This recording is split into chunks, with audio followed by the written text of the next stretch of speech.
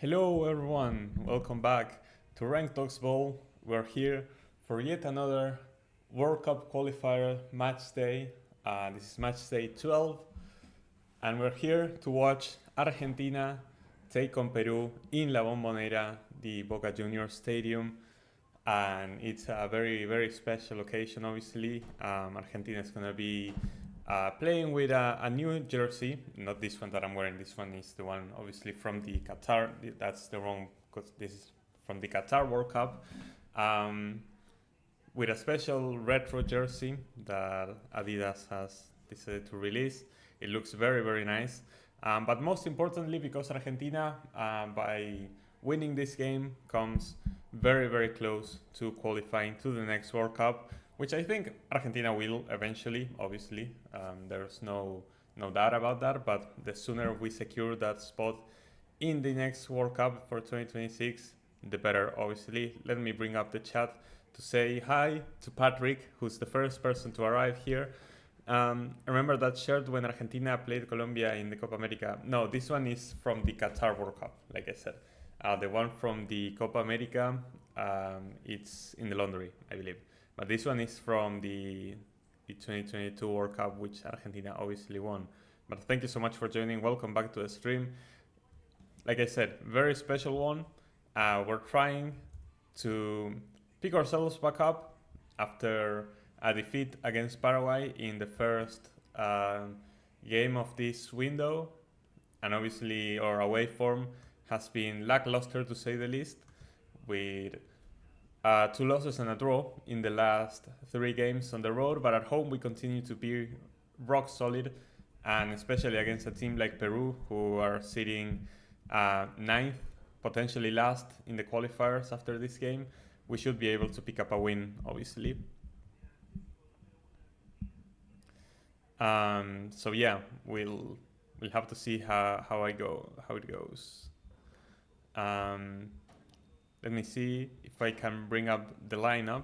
For now, in other CONMEBOL games of the day, we saw Bolivia and Paraguay draw 2-2 in El Alto, which is a massive disappointment for Bolivia, since they have to make the most out of the few home games that they have if they want to qualify to the World Cup. Dropping points at home is not a good sign for Bolivia whatsoever, and it's a huge point for Paraguay as they continue to be unbeaten under Gustavo Alfaro. And as of now, the first half is about to end. Ecuador are beating Colombia 1-0 on the road, but they are down a man as Piero Hincapié has been sent off. So many things happening in the other games. All right, let's see. Over here we have the lineups. Argentina rocking with Emiliano Martinez in goal, Nico Tagliafico as the left back, center backs Nicolás Otamendi and Leo Valerdi. Valerdi obviously being subbed in instead of Cristian Romero, who is injured and has gone back to London, which is obviously very unfortunate because both of our usually starting center backs in Lisandro Martinez and Cristian Romero both got injured, which is why Otamendi and now Valerdi have to step in and fill into that role. And we also see Gonzalo Montiel starting at the right back instead of Nahuel Molina. Interesting decision there by Scaloni. We'll see how Gonzalo can do in that position from being a starter, which I don't remember when was the last time that Montiel, maybe it was the Copa America final, the last time that Montiel was actually a starter in the right back position. Midfield remains the same with Alexis McAllister, Enzo Fernandez and Rodrigo de Paul. Surprised to see no changes in the midfield because it really felt like against Paraguay we were struggling when it came to playmaking. So we kind of need to see the midfielders step up a bit more. We also need to see more of Messi. Messi was very quiet against Paraguay, so we'll have to see if the number 10, the captain, can step up in this game at home against Peru. And the double striker formation still going strong with Lautaro Martinez and Julian Alvarez. Julian Alvarez here is shown on the wing, but the 3 players in the attack tend to shift position a lot and just go all over. So yeah, that's the lineup for Argentina. If we look over here at the lineup for Peru, Pedro Galese is in goal after we saw Caseda have a really good performance against Chile in El Clásico del Pacífico. Now we have Galese returning into the fray. Obviously, very, very talented goalkeeper. He's 34, but still extremely important to this Peru side, and he's returning. Back three with Carlos Zambrano, Araujo, and Alexander Callens. Castillo is going to be the CDM, and the midfield is going to be completed by Oliver Sone and Sergio Peña. Advíncula is going to be the right wing back, and Andy Polo the left wing back, and two striker formation with Valera and Paulo Guerrero. Guys, 40-year-old Paulo Guerrero is still starting for Peru in the year of our Lord 2024. What is going on? It is what it is. The average age is 31, although for Argentina is 29. It's not a lot better. Messi is 37 after all, and Otamendi is 36. But yeah, it's a bit crazy. Players who can come off the bench. Obviously, for Peru, I would expect Edison Flores to make a bit of a cameo. I want to see Quispe. Like, obviously, I don't want Peru to win, but Quispe is a player that deserves more playing time for Peru, same as Brian Reina. Besides that, I'm sure that Lapadula at some point is going to hit the pitch. We'll have to see. For Argentina, I would expect Nico Paz to come on, especially if we're winning. Giuliano Simeone could potentially make an appearance, I believe. Maybe they give another chance to Garnacho, maybe Tati Castellanos, maybe someone like Thiago Almada or Ezequiel Palacios or Lo Celso.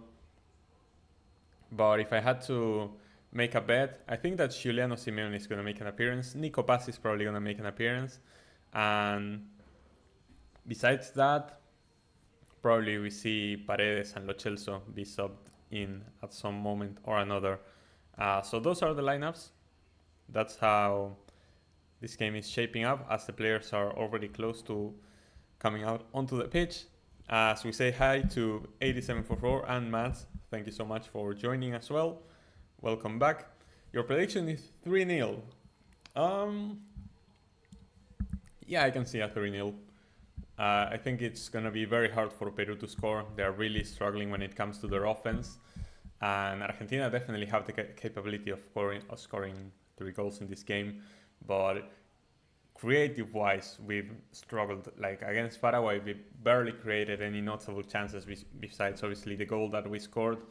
Very, very few chances created. I believe we had 7 shots on target, which is usually not bad, but for Argentina standards, and especially considering we had the ball for like 75% of that game, I feel like we should have done more. And especially the quality of those shots wasn't the greatest. So yeah, it is what it is. Zambrano and Guerrero played in the 2010 qualifiers. Yeah, it's crazy. Like Zambrano, I can sort of understand because you don't really have any better center backs, and he's performing in the Peru League at least. But Paulo Guerrero is just crazy. A win would put Argentina 6 points clear. Yeah, 6 points clear of second place as it stands, obviously. Uruguay is yet to play against Brazil. That happens later tonight. And Colombia is losing to Ecuador, so that would set Colombia back as well. Most importantly, with a win, Argentina, I believe, only would need 3 points to qualify to the World Cup, already secure. So we could secure qualification to the World Cup in March, away to Uruguay, or at home against Brazil. We have 2 very difficult games on March, but a win in either of those games, could see us qualify to the World Cup if we win here tonight. And obviously we may qualify even without a win if other results go our way in March. And yeah, the earlier we qualify to the World Cup, I believe it's going to be the better, as it's going to take some pressure off of the players, even though I don't think we are under a lot of pressure on us. Obviously, we are in first place, but it will allow Scaloni, I think, to have more freedom with his selection and actually start building the team that is going to play in 2026. The base is going to be this team, but I will be curious to see if we're going to see new faces that haven't really been called up yet appear before the 2026 World Cup. Hello to Mr. Krabs. Thank you so much for joining again. Peru is almost bottom. Argentina needs to win. No excuses. Oh yeah, definitely at home against a team like Peru in the current state. Um, Not getting a win here would be worrying for sure. Um, yeah, I agree, Patrick. Unless maybe Venezuela get one more win that I expected, I think Paraguay will get sixth. Yeah, I think that Paraguay under Gustavo Alfaro have put themselves in a great position to qualify directly to the World Cup, which is crazy because before he was appointed, it was all doom and gloom for Paraguay. They only had 5 points, and we were wondering if even the playoff spot looked far from them. Like Bolivia was doing better than them, and Venezuela was still going strong. Like the playoff spot seemed very very far away, and now they are 4 points clear of the playoff spot, which is insane. Um, so yeah, very very positive for Paraguay. 12 points out of their last 6 games. It's quite a record. Alfaro is basically meeting what you need to qualify, which is win all of your home games and don't lose all of your away games. And so far, 3 wins at home, 3 draws on the road. Like he's doing the perfect job to qualify, and against strong opposition as well. Like if we look at Paraguay's future fixtures, like in March, they gotta play Chile at home, and then they play Colombia on the road. Okay, Colombia on the road is tough. Chile at home, they should be winning that, and that's another 3 points closer to qualifying, obviously. Then at home against Uruguay, it's tough. Away to Brazil is tough. June is very tough for Paraguay, but they've gotten results against these opponents. Like they beat Brazil and they drew against Uruguay a few months ago, so nothing impossible. And then they close out in September with at home against Ecuador and away to Peru as their final match day. So it's definitely looking very good for Paraguay at the moment, but they need to keep this form up. As it stands, they are tied on points with Brazil, which is crazy. Obviously, Brazil play later tonight against Uruguay.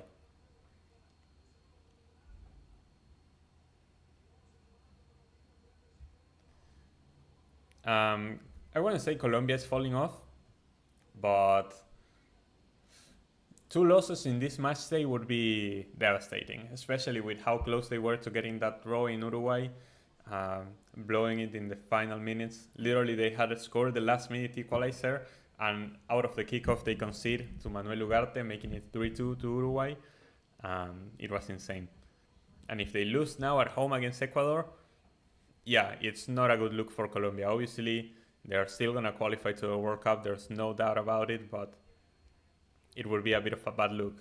And it doesn't. The road doesn't even get easier because in March they play away to Brazil, and obviously, like we mentioned, at home against Paraguay, which Paraguay don't look like an easy win anymore. So yeah.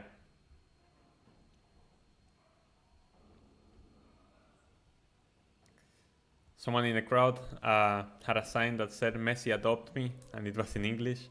Yeah, I think we may have a few tourists in La Bombonera tonight.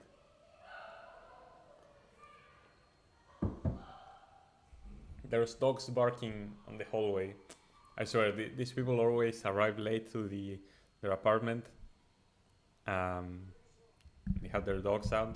They're like very tiny dogs, the annoying ones. They're very cute though.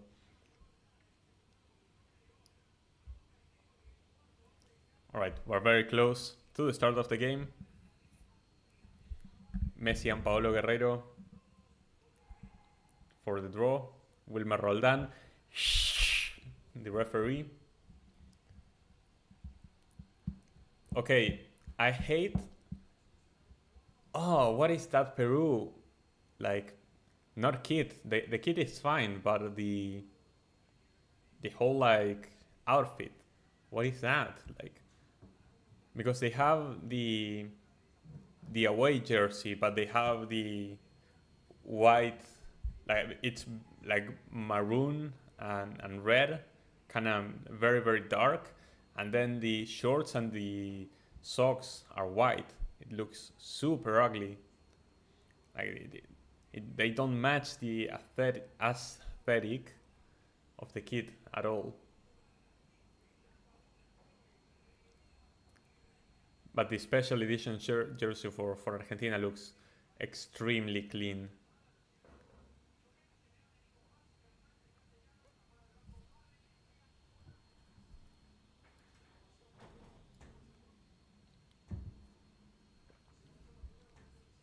And I also love like the retro feel that it gives with that jersey and the um, black shorts. I think that Argentina always looks better with black shorts. I don't know if you agree. Like white shorts and white socks has its appeal, but black shorts just give it that contrast that feels so good.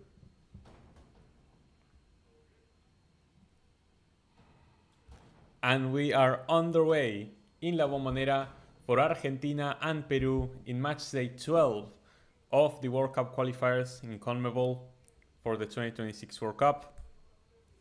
I didn't add the zero, man. What do you mean? Does it change if I do it? Okay, there we go. It looks very ugly without the zero. Yeah, I really like how it looks with black shorts. So after this, we will only have 6 games to go in CONMEBOL. And a lot to be decided yet. I think that we have a lot of teams that are pretty much guaranteed to be in the World Cup, but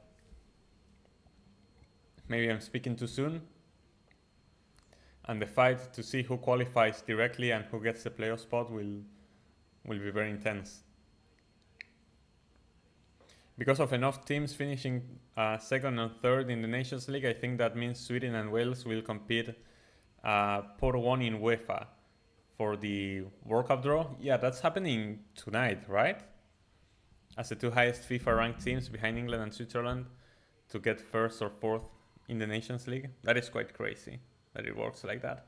It's also quite crazy. I realized today that because San Marino won their Nations League group and got promoted to League C, they may directly qualify to the playoffs for World Cup qualifying the same way that Estonia did for 2022, which would be insane because that would mean that San Marino would be 2 games away from qualifying to a World Cup. Obviously, I don't expect them, if they even get to the playoffs, to win any of those games, but it would be insane that they are 2 games away from qualifying to the World Cup if they make those playoffs. Yeah, they got promoted to League C. That is insane. Like at this point, we cannot even call them the worst national team in the world. Like at this point, it has to be Liechtenstein because they lost to San Marino home and away in this Nations League. And obviously, San Marino couldn't beat Gibraltar in either fixture, which means that Liechtenstein still remains the only opponent that San Marino has ever beaten. But again, San Marino getting their first competitive win a few months ago, and now they get their first win on the road and their largest win by winning by 2 goals and it being a comeback, their first comeback win. Quite the year has been for San Marino. Anyway, for now, Argentina has had the ball. We've approached Peru's box, but it's not like much has happened in the game yet. Peru are obviously trying to overcrowd the midfield, playing with this back 5 and pushing the wing backs forward and then back when they need to cover up spaces. Very, very tight, and Argentina rotating the ball around, just trying to find space and a breakthrough. I think Colombia are the exception for Paraguay not being an easy home win, as there's a gap in quality between the top 2 and 3rd place. What would be the gap in quality between top 2 and 3rd place? Like, are you saying that Argentina and Colombia are a lot better than Uruguay? Or that Argentina and Uruguay are a lot better than Colombia? Oh, okay, shot from distance. It's over the crossbar by Nico Tagliafico. But Argentina already creating a good opportunity there with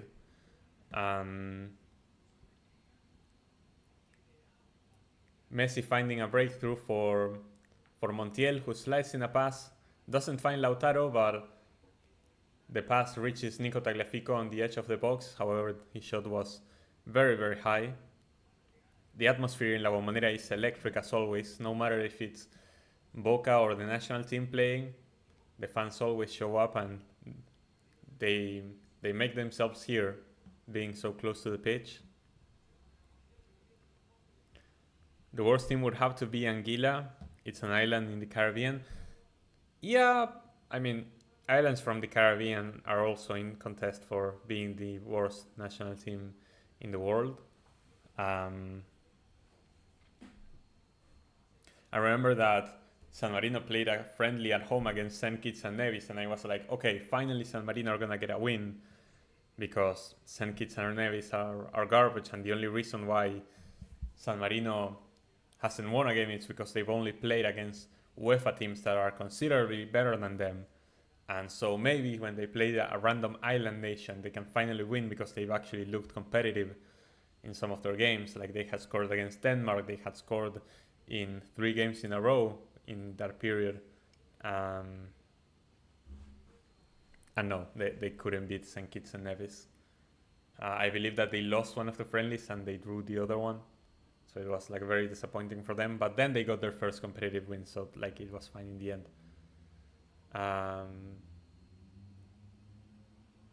But yeah, until they can prove it, I believe that we have to go with San Marino being the worst national team in the world, unless now there's a real possibility that they push up in the FIFA rankings and they are not dead last anymore, and maybe that goes to Liechtenstein. Yeah, no English manager has ever won the Premier League ever since it started, I believe in 1993. And yeah, Colombia have been better enough than Brazil and Uruguay these past few months. Yeah, I can see that. But like, now we're seeing Colombia losing at home against Ecuador. I don't know if the second half has already kicked off, but yeah, even with Ecuador being down a man ever since the 23rd minute, they're still losing against Ecuador at home. So it's not like Colombia have been extremely convincing either. They've been... I agree that they are the second best team in CONMEBOL, but Paraguay, even though they're playing at home, won't be an easy game for them, I don't think.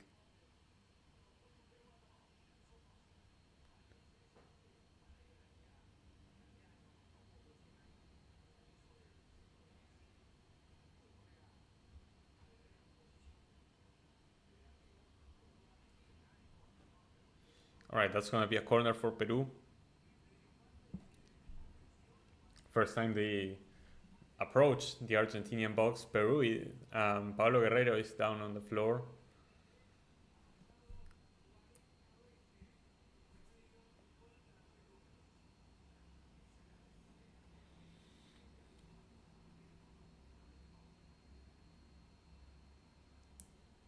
Oh, Otamendi, after clearing the ball away, accidentally his foot landed on Pablo Guerrero's chest while they were both on the floor. I don't think Otamendi had any intention of doing that. It should not be punished in any way. But here comes the corner for Peru, and Argentina have struggled with set pieces, especially against Paraguay. We saw Advíncula's cross, however, does not find any Peruvian. Instead, the ball is booted away. The ball is pressing up, but Galese is able to clear it away, and here comes Peru again. Tagliafico sending the ball out for a throw-in.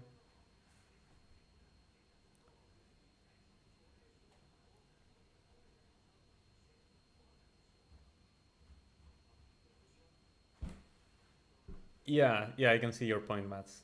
Yeah.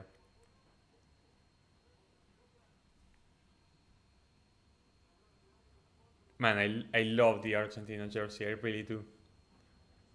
If you haven't seen it, like the retro jersey, like they released it on Adidas, I believe, and it's like so clean. Oh, that's not a good clearance, however, we recovered the ball anyway. Tagliafico's Julian Alvarez was the one playing there. Was not able to control the ball, and that's going to be another throw-in for Peru.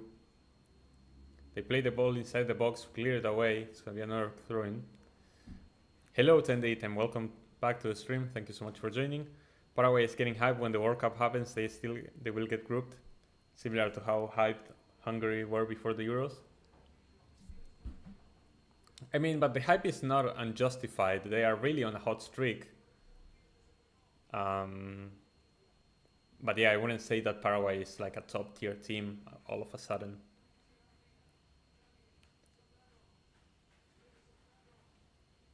I mean, I wouldn't say that it's crazy. It's crazy, you can say, how quickly it happened, especially in the case of Chile. But those are teams who usually were not top dogs in the world of football. Maybe they were better than average in CONMEBOL, but yeah, finding them at the bottom of the barrel, it's very, very sad. Yeah, they won back-to-back Copa Americas, couldn't even qualify to the World Cup.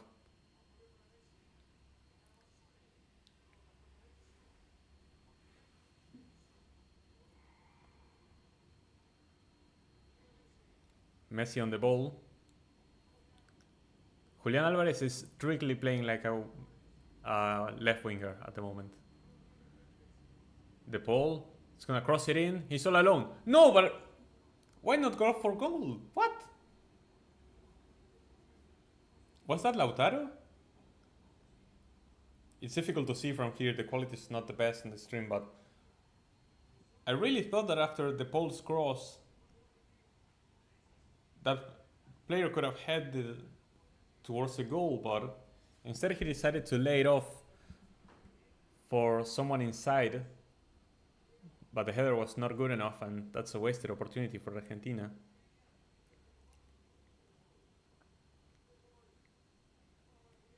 Alright, fair enough, AD. Yeah, even though Vidal started against Peru this match day, which is insane. But yeah, those players don't cut it anymore. Hello, Poi. Welcome to the stream. Thank you so much for joining.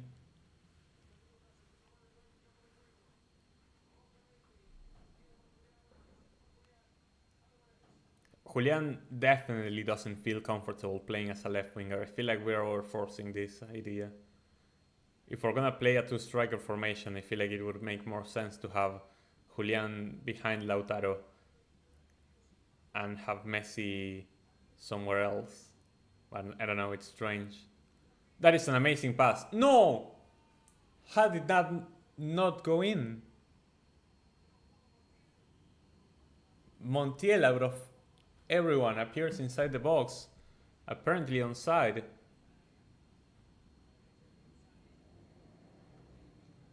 Brilliant pass from Tagliafico. Montiel appears all alone in front of the 6-yard box. One-on-one with Galese, controls it. It's not the best control. It was a bit of a hard ball to control either way, but he's not able to control it, and his shot goes wide of the post, hits the side netting.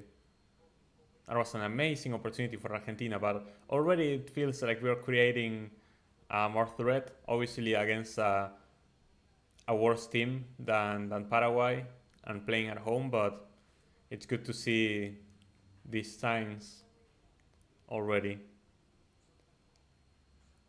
Had to watch Miggy score, yep. Hello Razor, welcome back to the stream, thank you so much for joining. Yeah, Mexico play against Honduras and they need to make a comeback. I bet they're gonna do the same they did last time around. I believe it was the Copa America qualifiers that they waited until the last few moments of the game. They added so much stoppage time just so they could get that equalizer to win that game against Honduras. It is what it is.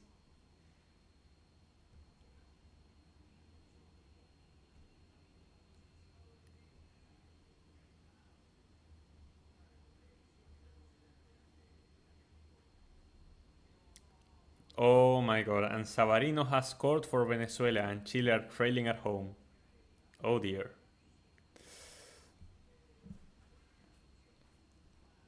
It would be so funny for L3 to get eliminated in CONCACAF Nations League. It would be pretty funny.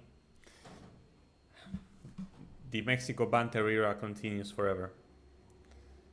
Uruguay versus Colombia was such a crazy game. It was. If you haven't watched the highlights, guys, check out Uruguay against Colombia. You won't be disappointed. I don't want Honduras in semis. Why not? Like, if the USA has to be scared of Honduras, like, don't raise your expectations for the World Cup.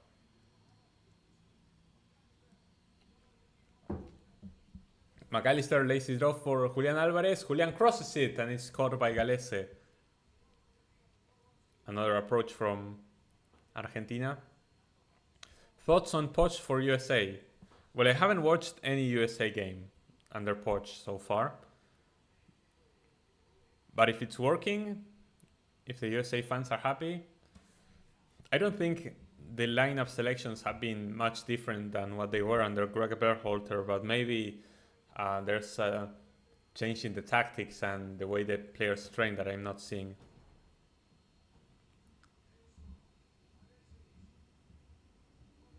Yeah, Chile are in the mud. You don't want to see Honduras get thrashed. But do they have to play against the USA? I don't know. Yeah, Chile were like 4th or 3rd in the world in FIFA rankings in 2016 after winning back-to-back Copa Americas.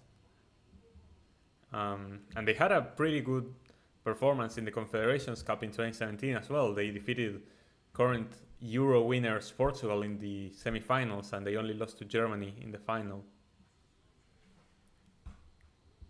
I remember that Confederations Cup, the last ever Confederations Cup.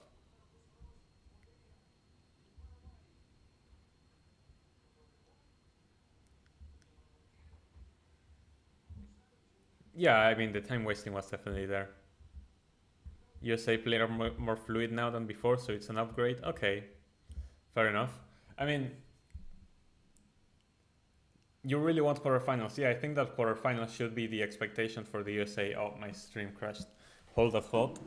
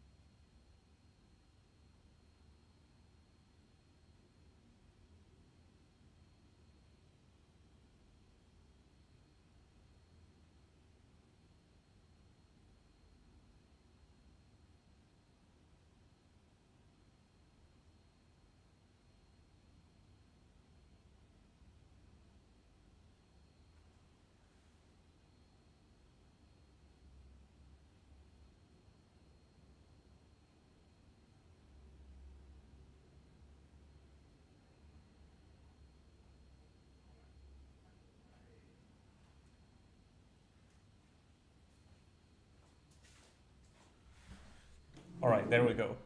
I believe that I'm behind somehow, like the clock has not... we're like 18:30.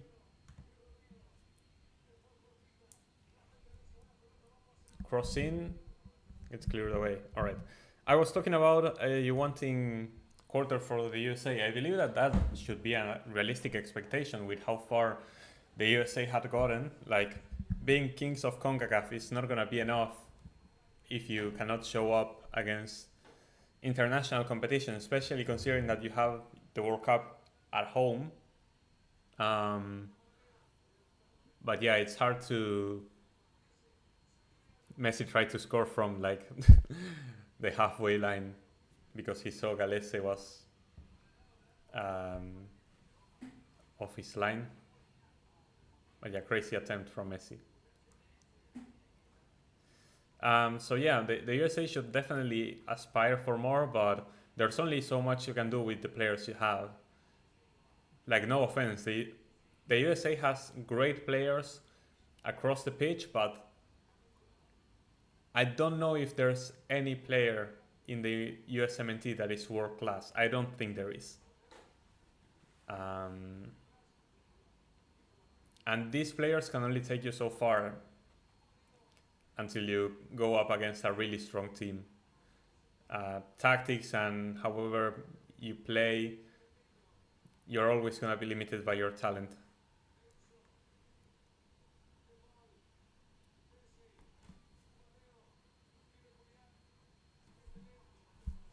I will not answer that same datum. Have also scored 4 goals against decent opponents like Panama. Yeah, winning away is huge for the USA. Something that they couldn't do with Greg.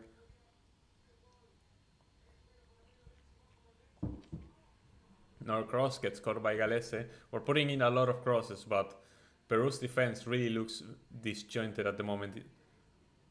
If we are more precise with our finishing, I believe that the goal is very close to coming.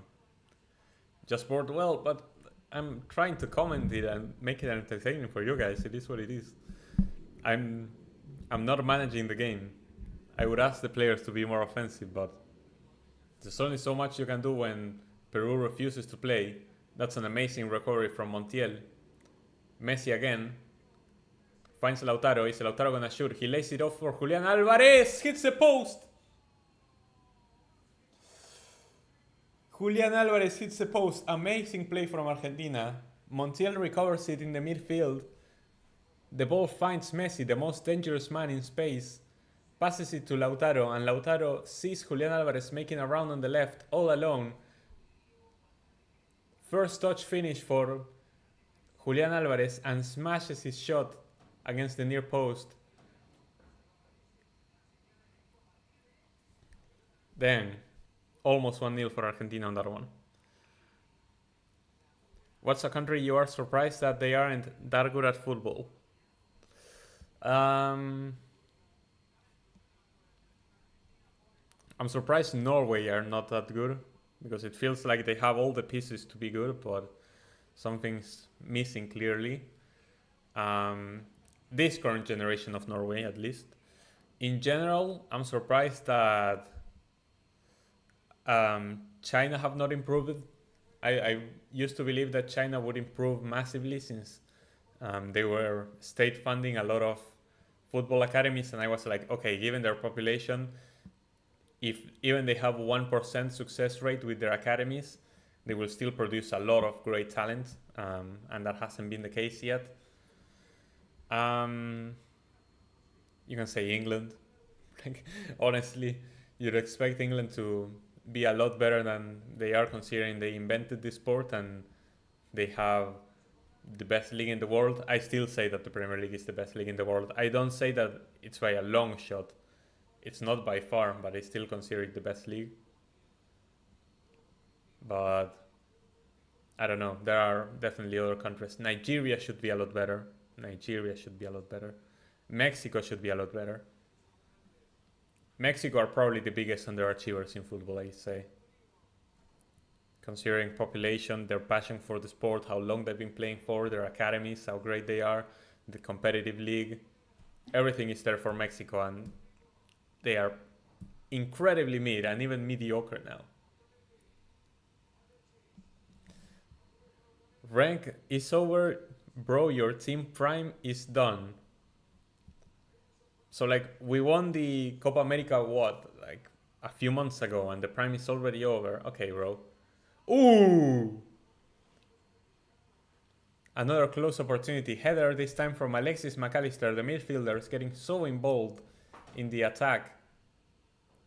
Goes just wide of the post, but Argentina getting incredibly close.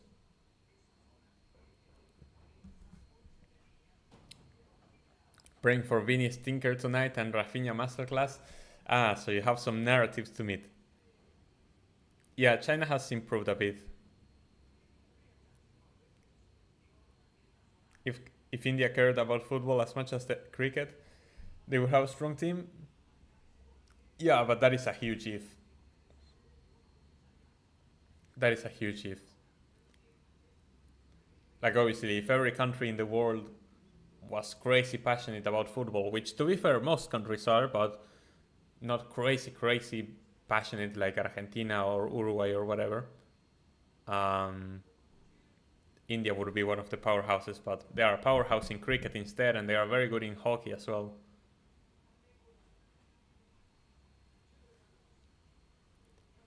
North Korea, yeah, true.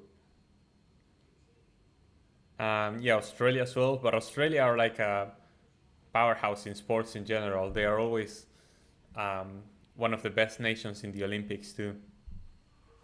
Not only rugby, even though the rugby team is a bit in shambles at the moment. Has Jamaica scored? Or are you just screaming Jamaica because you think that Jamaica should be better? It's always funny because AD has like these exclamation points for no particular reason. Canada versus Suriname is on, banger game. I'm sure I won't be falling asleep during that one. Hello SSB, welcome back to the stream. Same as you, Decolites. Yeah, Ghana failed to qualify for AFCON, which is crazy. Why are you saying hi to me, AD? I'm already here. What the heck? Aside from Switzerland, Women's World Cup Group A had teams that were better than men, including Norway. Yup, historically as well. Yeah, I know, population doesn't equal to good results in sports, but it's a combination of factors, and I think that it's undeniable that the bigger you are, the more of a chance you have at being a powerhouse. It's simple math. It's not perfect, but the bigger you are, the more chance you have, obviously. You have more resources. How you use those resources is what really matters. Look at Uruguay, for example. The problem with Uruguay is that because they have such a small population, but they are also football crazy. They are amazing in football, but they are mediocre in every single other sport. So it is what it is. There's a higher chance we see Bolivia and San Marino at the World Cup than us seeing Chile and Italy. Has Italy's group been drawn up for the 2026 World Cup qualifiers? Like, what's their path? Japan potentially could be better, yeah. But Japan are also have improved massively in very few decades. I don't watch rugby, but I had no idea it's popular in Argentina and Uruguay. Yeah, in Uruguay it's very popular, but their team is not that strong. In Argentina it's very popular. We have by far the best team in the Americas, like by far, and we are sort of competitive. We reached the semifinals of the last World Cup. We put up a good game against England in the third place playoff as well. Very, very close. I think that and Argentina are playing great at the moment. In the rugby championship, we got to beat New Zealand, South Africa, and Australia for the first time in the same tournament. And recently we thrashed Italy and had a very close game against Ireland. And we play on Friday against France as the last friendly of the year. Here comes Peru. Ball gets cleared away and it's going to be a corner for Argentina, but Peru having another approach after a lot of minutes of Argentinian dominance. Oh, apparently it's going to be a goal kick. The Peruvians are not happy about that one. It clearly looked like a corner to me.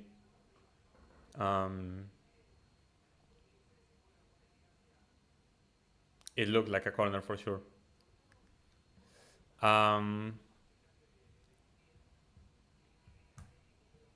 But yeah, Argentina are improving in rugby as well. And we were already pretty decent. Still no quarterfinals for them. Japan, yeah, that is true. Jamaica should be better with the players they have, you could argue, but yeah, it's difficult. Croatia and Iceland are overachievers. It feels weird when you say it like this, AD, because you say Jamaica should be better at football and instantly you type Croatia and Iceland too. Like, I get what you're talking about, but it feels like you're saying Croatia and Iceland should be better at football and no. Oh, draw is on December 13th. Okay. England are powerful in football and cricket, so no excuse. Yeah. And rugby as well. But even then, England have never won the Rugby World Cup, which I was crazy to hear about.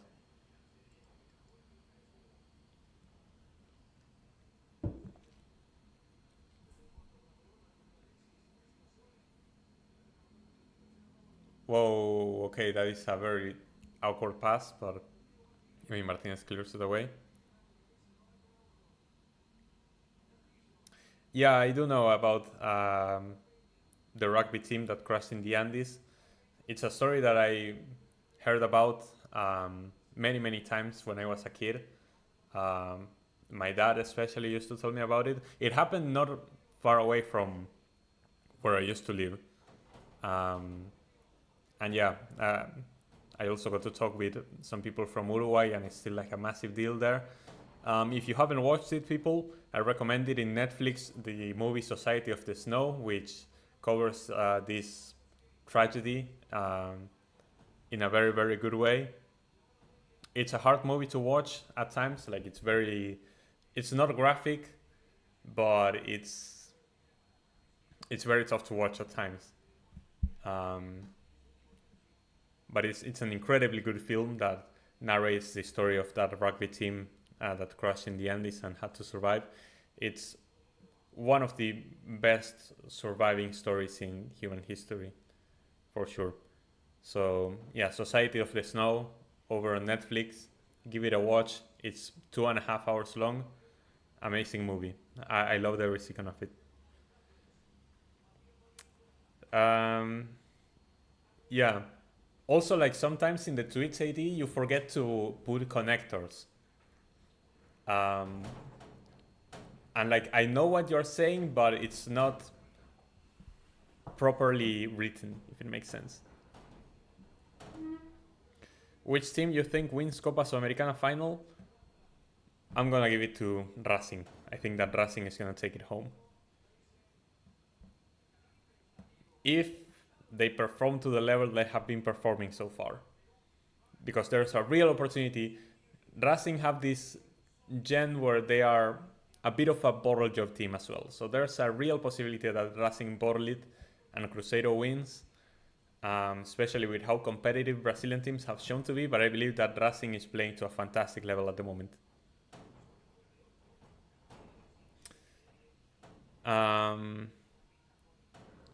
Thoughts on how to train your dragon live action? I have not seen anything about it. I'm learning about it just now. Football players, heroes versus villains. What would be footballing heroes and footballing villains in this case? Messi, Iniesta, Ronaldinho, Kane. How are they heroes? Like they are heroes to me, but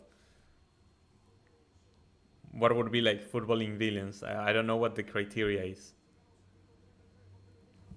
Wait, England won the Rugby World Cup in 2003? Okay, the Chile-Venezuela game exploded. Like, it's 2-all at the moment. It went crazy in just a matter of minutes.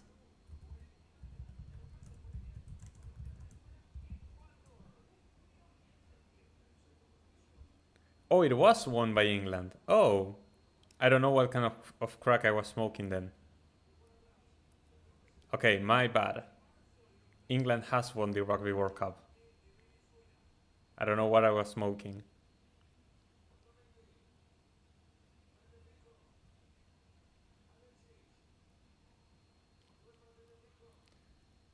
Jesus, what do you mean Australia beat Namibia 142-0 in that World Cup? Largest winning margin in Rugby World Cup history. What the hell? It's crazy how Namibia qualifies out of Africa because South Africa is always automatically qualifying, and then you have to send teams like Namibia, and the teams from Europe like Romania and Portugal also suck us. Insane. Yeah, it's 2-all between Chile and Venezuela. It's gone crazy. Yeah, and Colombia are still losing despite being up a man for like almost an hour now, which is crazy. We're not gonna say that Ecuador got a winner, that Ener Valencia got a winner for Ecuador in 2024, right? And against Colombia out of all teams. It's Peru, for God's sake. Yeah, I know, we still haven't scored, okay? Give it some time. I think we've created a lot of good chances. We've gotten a bit unlucky. It's the last pass that we're missing. Seems like Scaloni is very frustrated though that we keep missing opportunities there. Messi's pass was a bit too long. Oh, Hello? Is the stream good? Okay, I think the stream is back. Some villains would be Roy Keane, Ramos, Carvajal, and Pepe. Ah, is Carvajal a villain? I don't know. Weird idea, 10-10. England didn't score a single try against Argentina in the group or South Africa in the semis. That is quite crazy. But that's how the sport used to be. Like, there were very few tries back in the day. And back in the day, tries were worth 3 points as well. So, like, there wasn't even much of an incentive to go for tries. Nowadays there is, and there are a lot more. But yeah, England had a very different playing style at this World Cup. Yeah, England has won in rugby more recently than in football. That is quite sad.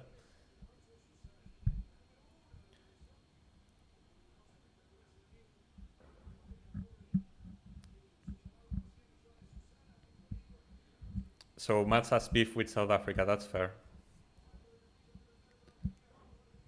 I'm not angry. I'm not depressed.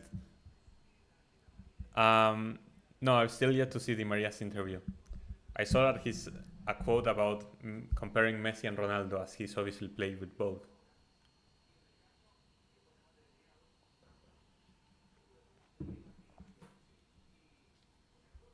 I also saw a clip that I didn't remember about Ronaldo kicking Higuain before he took a shot because he wanted to score when they played together in Real Madrid. It was quite crazy.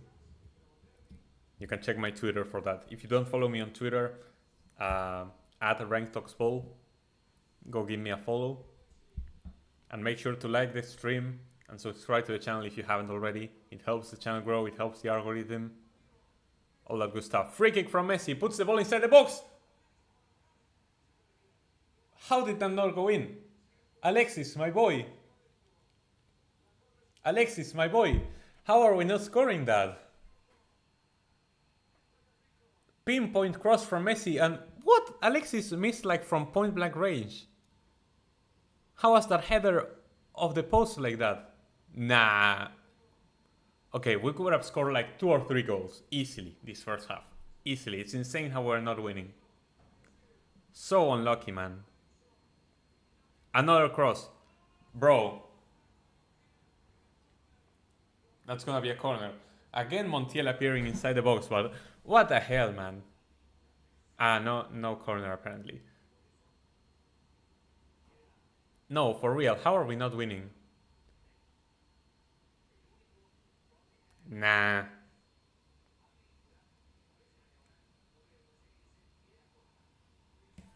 Chile is leading. Chile have turned the game around. It's 3-2. Cepeda scoring. 40 minutes and there's 5 goals between Chile and Venezuela. Game has absolutely exploded.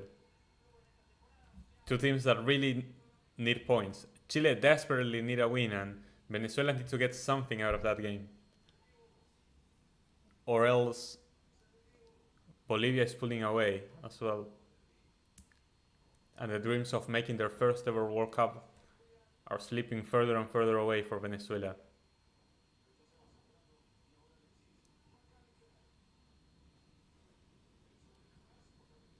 I have beef with South African men, not the women. I see. Mats has always been a bit of a ladies' guy.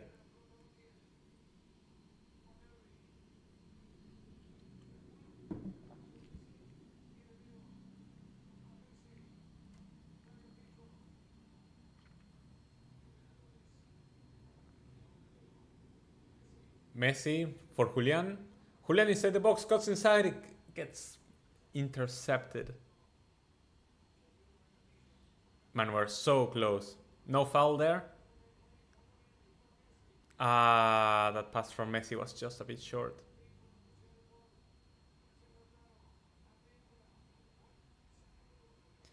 Di Maria has admitted that in order to stop Guardiola's Barça, they had to go out and hit.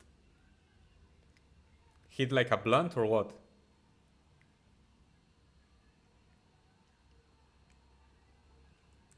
Oh yeah, no, if you see the challenges from like Pepe and Sergio Ramos back in the day, there's no way that refs nowadays would have allowed that kind of behavior. Di Maria has also played with Neymar, yeah, at PSG. Di Maria has been everywhere, dude. I'm sticking with my decision. Like, Di Maria is the best human winger of our generation, because obviously Cristiano, Messi, and Neymar are not human. But Di Maria is the best winger of our generation, not named Cristiano, Messi, or Neymar. The second most assists this century, only behind Messi, has won a title in every single league he's played in, except for England, when he was at Manchester United, because Louis van Gaal is racist. Back-to-back Copa Americas, won the World Cup, won the Olympics, won the Finalissima, scoring in all of those finals, except in the last Copa America. Mayorio scoring out.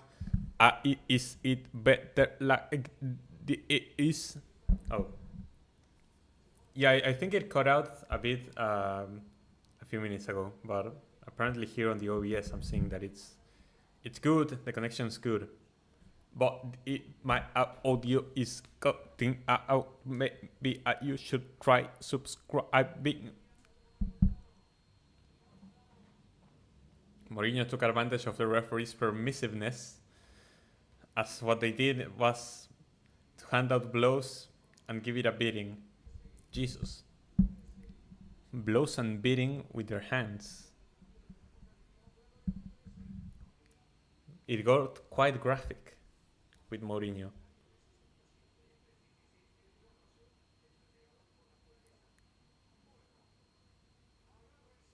Alright. Chat, grab your cell phones. There's a free kick on the edge of the box for Argentina. You know what that means. Listen, I'm gonna turn up the volume. Oh, it's not that close. What? My commentators were making it seem like it was really close. It's like 30 meters off. There's no way that Messi goes for a goal from there. If it was against Liverpool, probably. Oh, he did it! Ooh! Saved by Galese. He actually went for goal. And it was very, very close.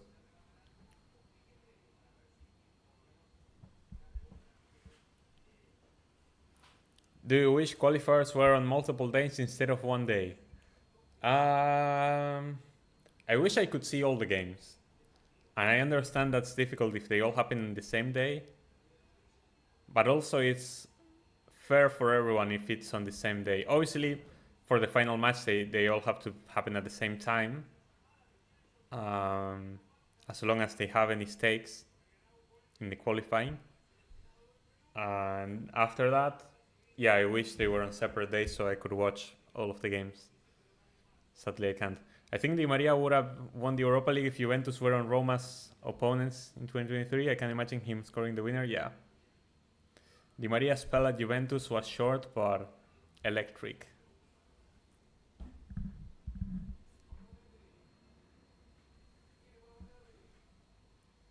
Valerde having a decent game so far. It's obviously he hasn't been challenged much, but still good to see other center backs options that aren't Petzela or whatever.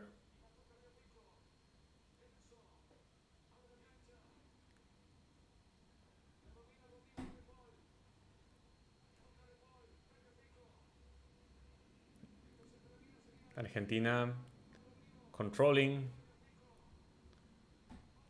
trying to find a breakthrough before halftime. We deserve to be winning this game, like, and by more than one goal. Surely we should have scored 2 or 3. Let's see if at least we can live into the halftime leading. Julian Alvarez on the left once again. Drives inside. The pole. No foul, says the referee. Yes, says it's a foul. Free kick for Argentina.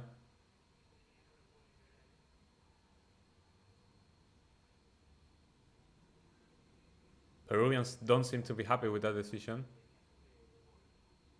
It really looked like a foul to me. 2 minutes of stoppage time.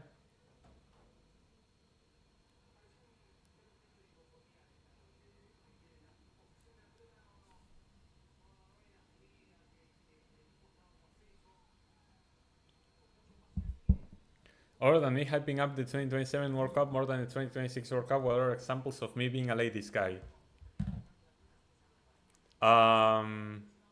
Your obsession with Brock. Messi with the free kick. Ooh. It's gonna be a throw-in for Argentina. I don't know. You're just a handsome guy. You go out and swing.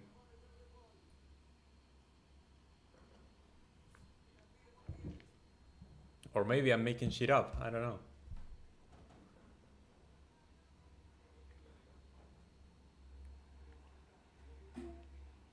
Free kick for Argentina again. Peru trying out those Real Madrid strategies, like Kule was saying.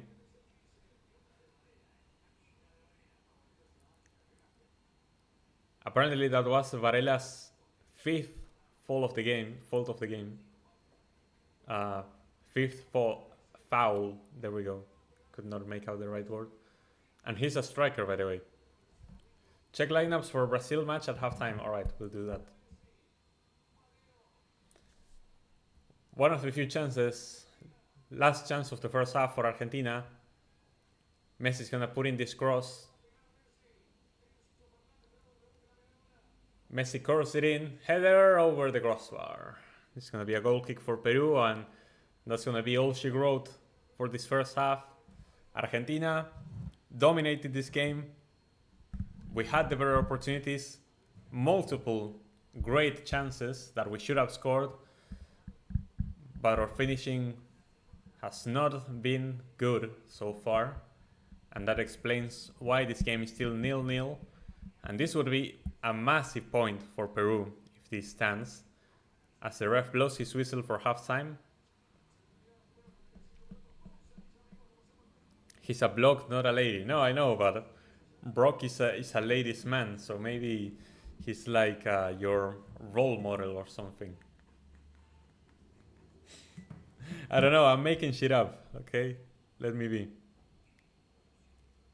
Okay, it's also halftime between Chile and Venezuela. Score is still 3-2.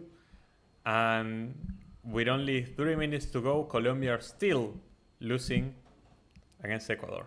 Alright, let's see what the fuss is about with Brazil's lineup. Ederson in goal, that's normal. That is another Vinicius. There are two Vinicius on the pitch. Vinicius with the number 16 and Vinicius with the number 7. That's funny because 1 + 6 is also 7. And they are both named Vinicius. But this is Abner Vinicius. He's also 24, just like Vinicius Jr. But this one is a left back. Danilo is playing at right back and he's the captain. So that is already a massive no-no for Brazil. Gabriel and Marquinhos, the center back partnership.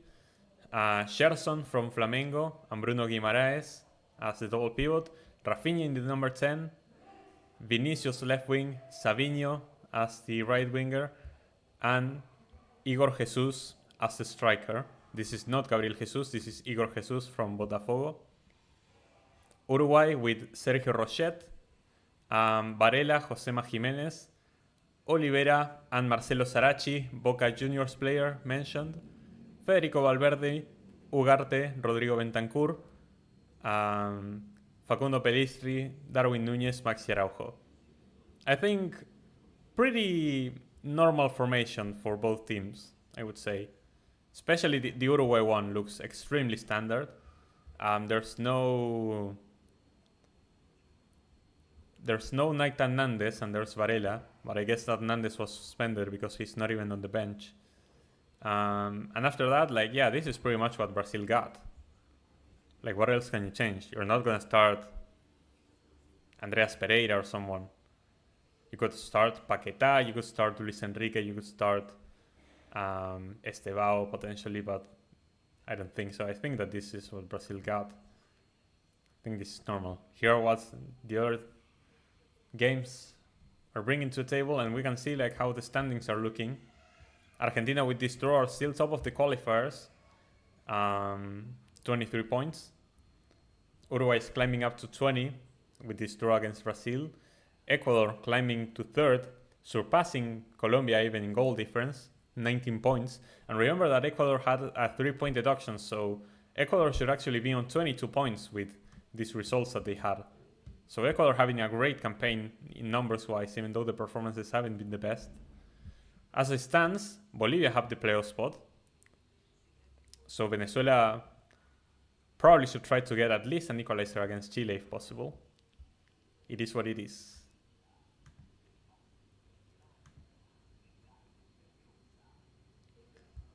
The handsome comment. Ecuador have the best defense in South America, yeah. James Bond would be a better role model. No, but James Bond kills people. Brock has never killed anybody.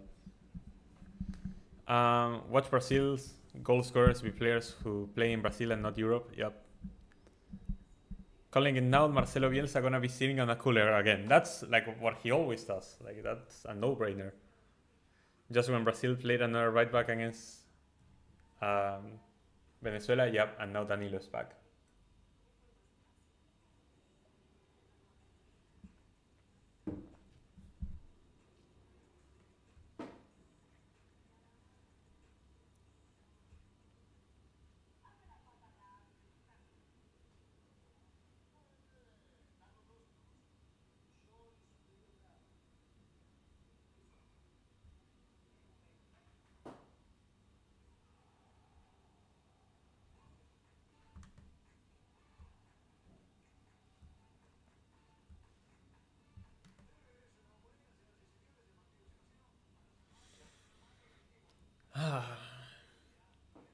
I don't know if Scaloni should actually change anything.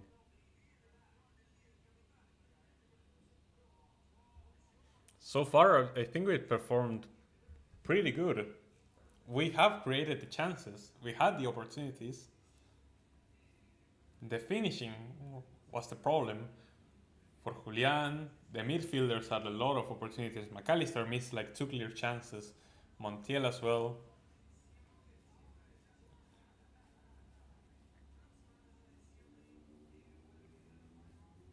Oh yeah, okay, I can agree with that, Matt.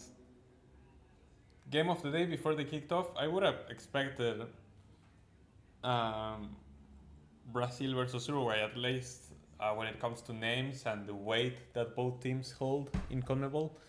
But it seems like Chile and Venezuela has absolutely exploded. Wouldn't have expected it to be this back and forth, especially with how both teams are struggling.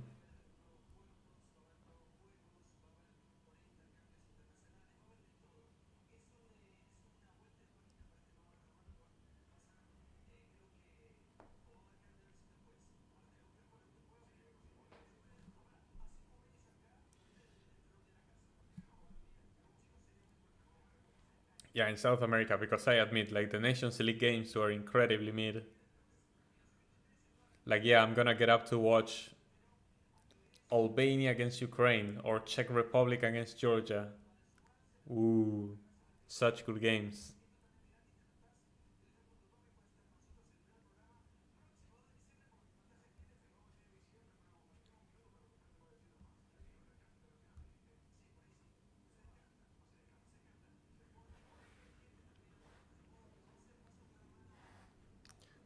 Let's see how many likes we're on. 3 likes. How are we performing like this? It's crazy. It is what it is.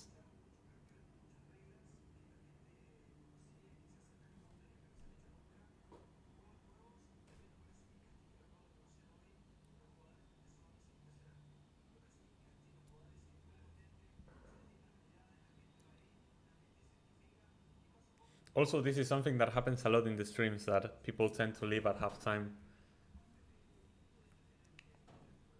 Who is your top 5 goalkeepers in the 21st century?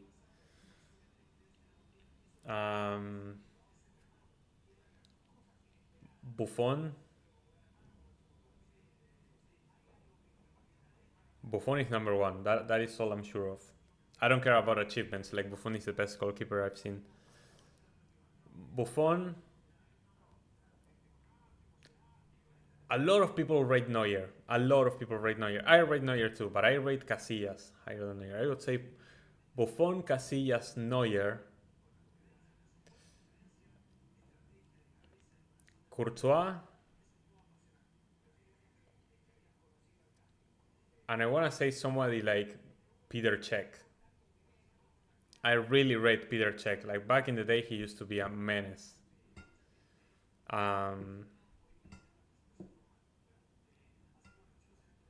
Yeah, people really underrate Buffon because of they remember the later stages of his career because that's like the social media. Neuer, Iker, Buffon, Courtois, Cech. Yeah, that's basically what I have. But like I have my top three in verse in order. I have Neuer instead of Buffon. But yeah, after that, like yeah, no, I know. People like Oblak would deserve a mention. Emi Martinez. Emi Martinez is probably sixth. Obviously, it's hard to go against a World Cup winner, but the reality is that Dibu's career basically got started when he was like 28, 29. And the other ones have had a star-studded career since they were young in top clubs and have performed at the highest level for so long that it's hard to go against their careers, even though Emi Martinez has hit such a peak and he's currently the best goalkeeper in the world, but I would be being unfair with the other goalkeepers if I picked Emi Martinez ahead of them. Yeah, Neuer is also going out like Buffon right now.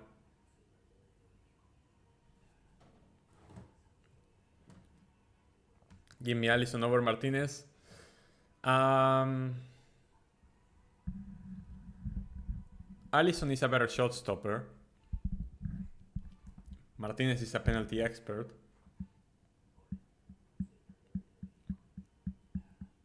They are both very good at catching crosses. I think that catching crosses, being able to come off your line on the perfect timing is such an underrated thing that people don't talk about when comparing goalkeepers. And Emi Martinez is so fantastic with his timing and coming off his line. I feel so safe having him in goal because I know that most crosses are going to end in his hands.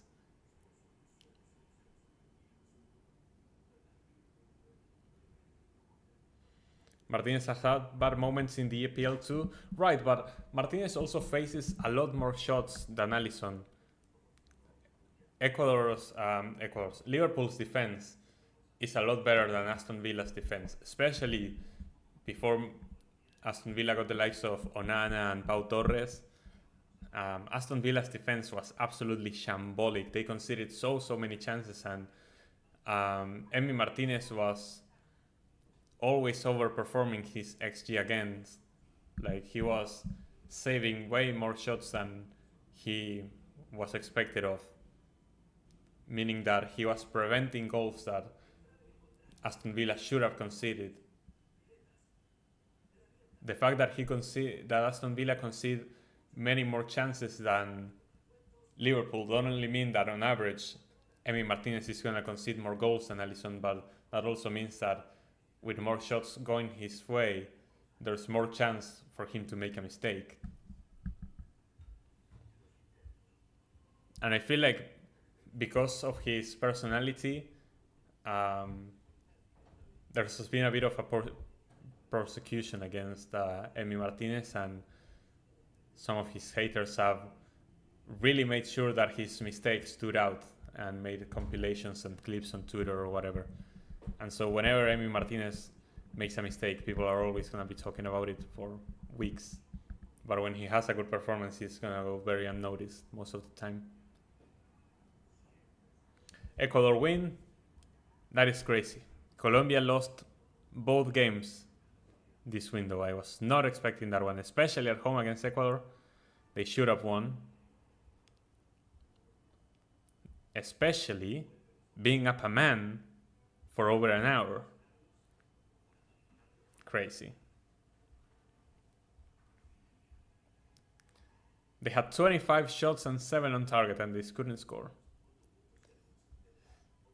very unlucky window for Colombia. Obviously, they're still gonna make the World Cup, but insane that that's how things played out for them.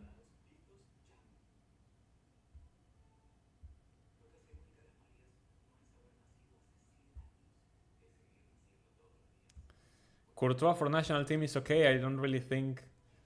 Yeah, no, he's not. He was never one of Belgium's key players.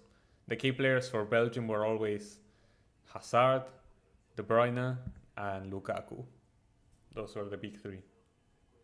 And obviously, like back in, I mean, I say Hazard back in the day, but also like Toby Alderweireld and Jan Vertonghen. Players like Witzel and Fellaini used to be very important, but the big three were always Hazard, De Bruyne, and Lukaku.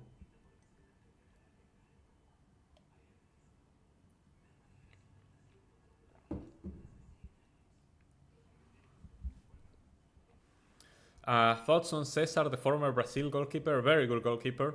Treble winner with Inter. For Brazil, he had multiple great performances.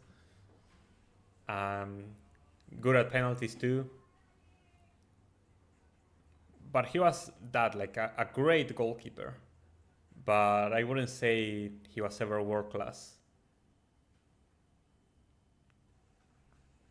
But it's definitely a goalkeeper that could have won Brazil a trophy had he had better teammates and better luck. For sure.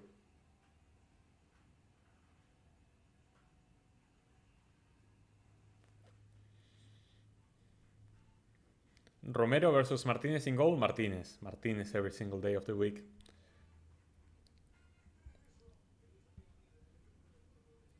There's no denying what Sergio Romero did for the national team back in the day, but Martinez has superseded that in so many ways. They are on the receiving end of what happened in Copa semis. Who, Ecuador or who? See, this is what I mean, AD. Most of the times you make a comment and don't provide any context whatsoever, and I don't understand what you're talking about. Courtois in 2018 got the Golden Glove in the World Cup. Yeah. Alisson or Cesar? Alisson. In terms of skill, I'm taking Alisson, but you could argue that Julio Cesar has had better accolades, but in skill, I'm taking Alisson every single time. Obviously, trophies are the easiest way to measure a player's success over another, but to know, you have to watch them play. Oh yeah, Keylor Navas was definitely hampered by the fact that he was from Costa Rica, and still he got incredible amounts of hypes, and there's a reason why he went to Real Madrid and he won multiple Champions Leagues. But Keylor Navas, he was a world-class goalkeeper for sure. That is the definition of world-class, Keylor Navas.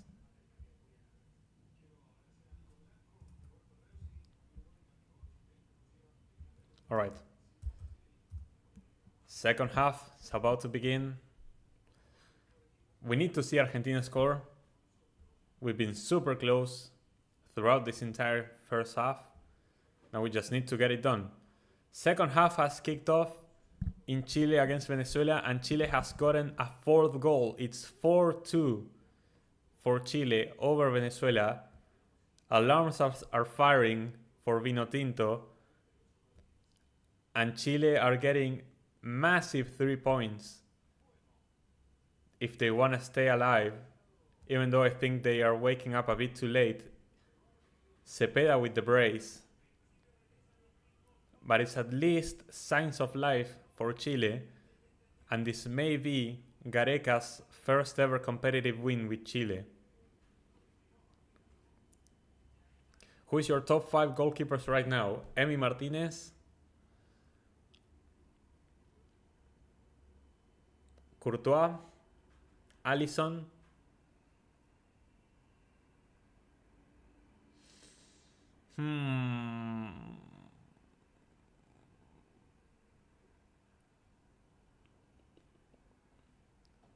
Sommer,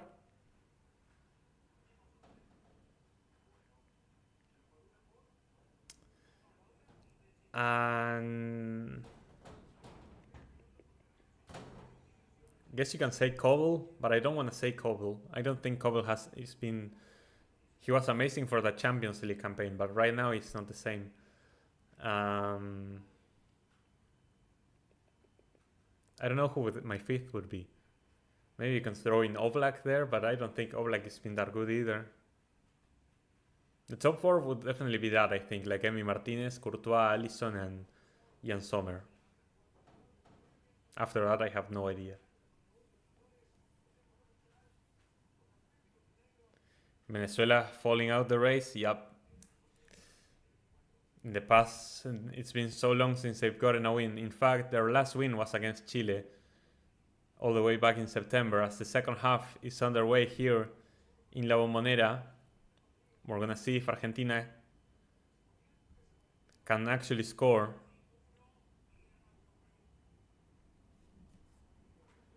We've had the opportunities, now we have to finish them. For now, we're gonna try to build from the back, but Peru is quick to recover the ball.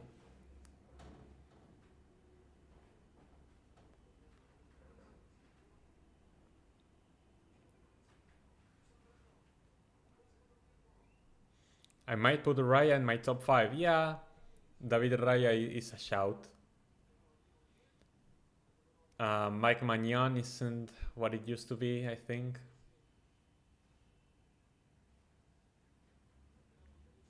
Yeah, Raya is a bit underrated, yeah, I think. I used to think he was overrated, and now I think he's underrated.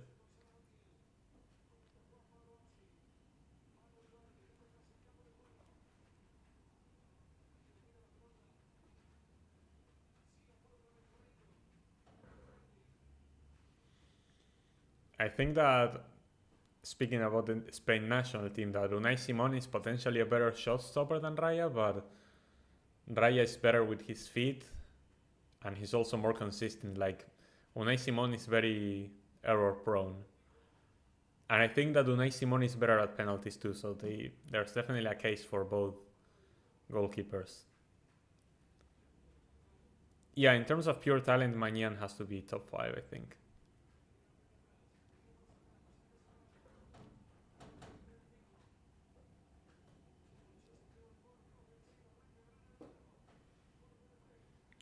Donnarumma, all the talent, no brain. That's crazy.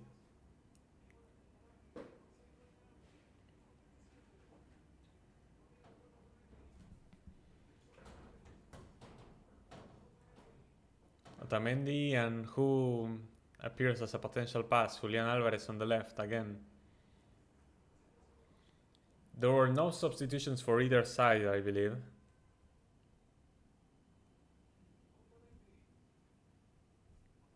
Yeah, no, we haven't had any substitutions. Araujo is the only player who has received a card. That is Peru's right center back.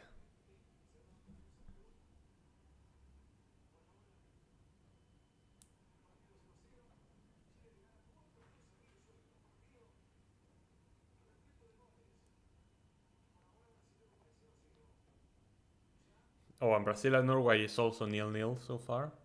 I believe there's like 25 minutes already of that game.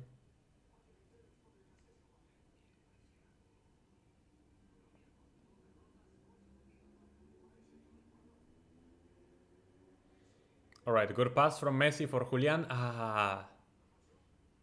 Messi's a lot more active this game than he was against Paraguay, that's for sure.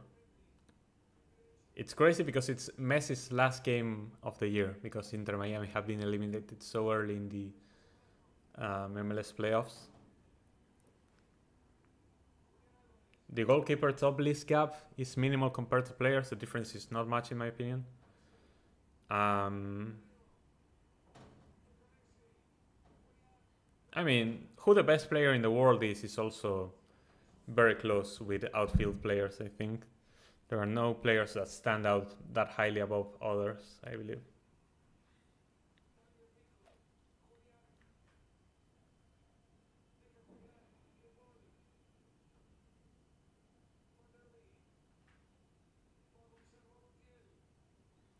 Alright, the ball. Let's see, to Otamendi. A few substitutes are starting to warm up for Argentina.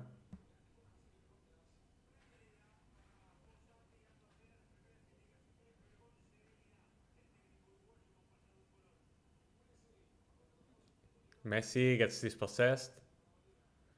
And it feels like this is going to be Peru's plan. Recover the ball quickly and try to hit it in the counter attack. But Argentina is very quick to recover the ball as well, like piranhas, jumping on top of whoever has the ball to recover it quickly with that press.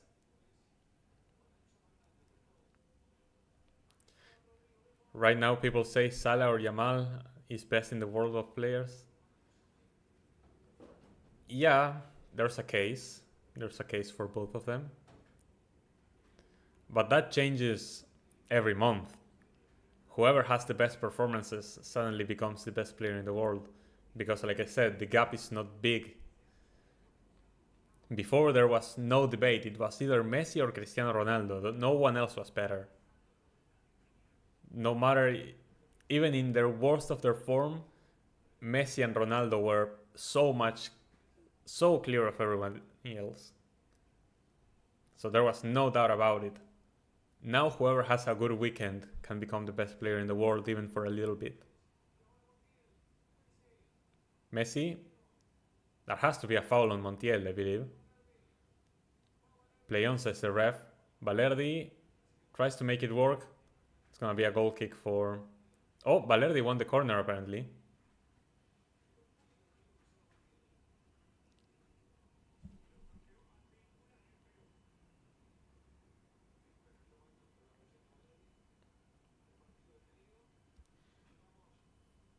Montiel and Advíncula are both on the floor, both the right backs.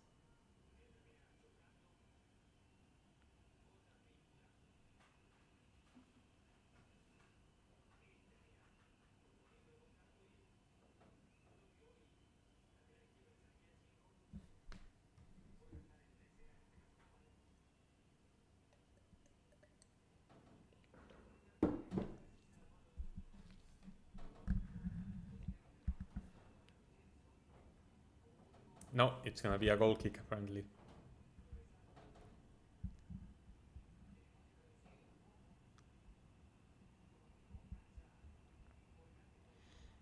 Okay, Gales is definitely time wasting there. It has already started. Wonder how long it's gonna take Roldan to show the first few yellow cards for time wasting. Press, press, press. Press. Okay, nice. Throwing for Argentina. Played quick. Messi back heel for the pole and it gets intercepted. Enzo, horrible pass. Bad pass from Enzo there.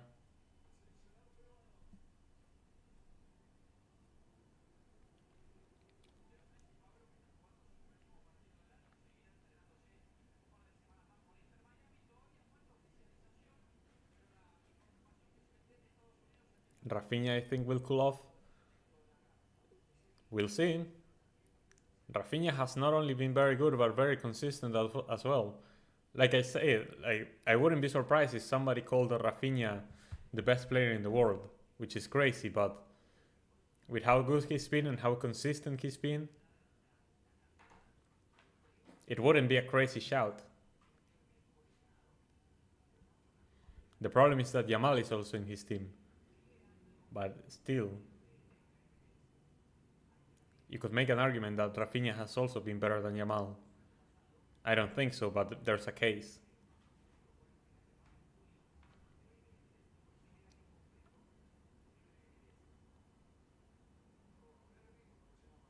Yeah, he's the most informed player from Brazil, yeah, that's for sure.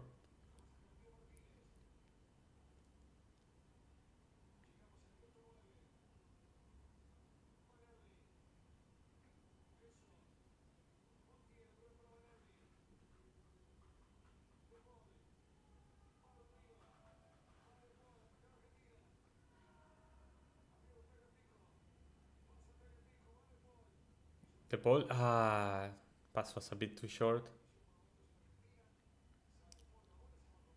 It's going to be a throw-in for Argentina.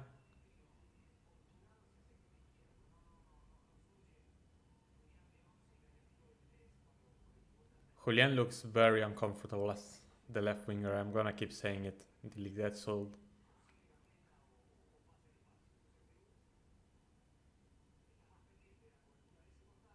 We need to change that eventually. Lautaro rotating it well. That's Tagliafico. Tagliafico for Julian. Messi cuts inside the box. Messi with the cross. ¡Qué golazo! ¡Qué golazo! ¡Qué golazo, Lautaro! ¡Oh my days! Lautaro Martinez! What a strike!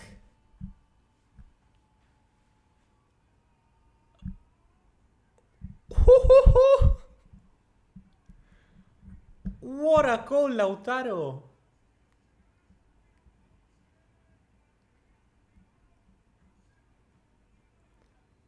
Yo. That is an insane goal. Crazy assist by Messi as well. Julian Alvarez receiving the ball on the edge of the box, passing it to Messi. Messi dribbles past two players, puts in a fantastic cross. An acrobatic attempt. Oh, what a hit, Lautaro.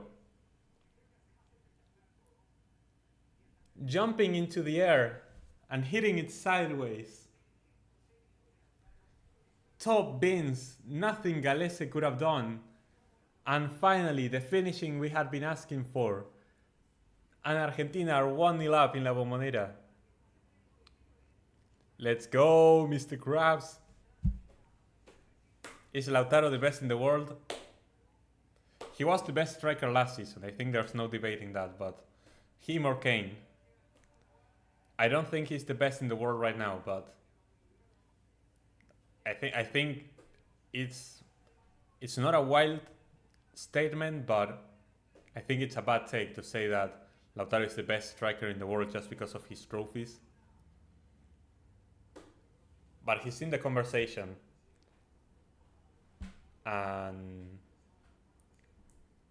he's definitely still underrated by a lot of people.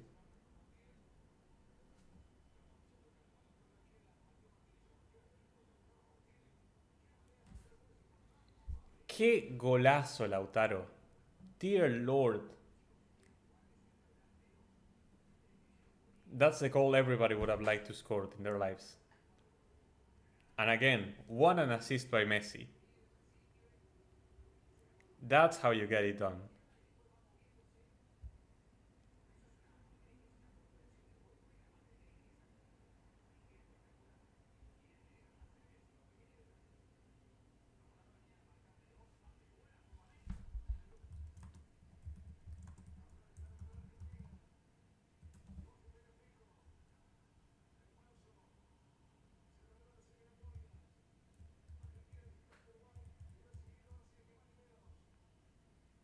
Brazil and Uruguay still 0-0, and Chile are still beating Venezuela 4-2.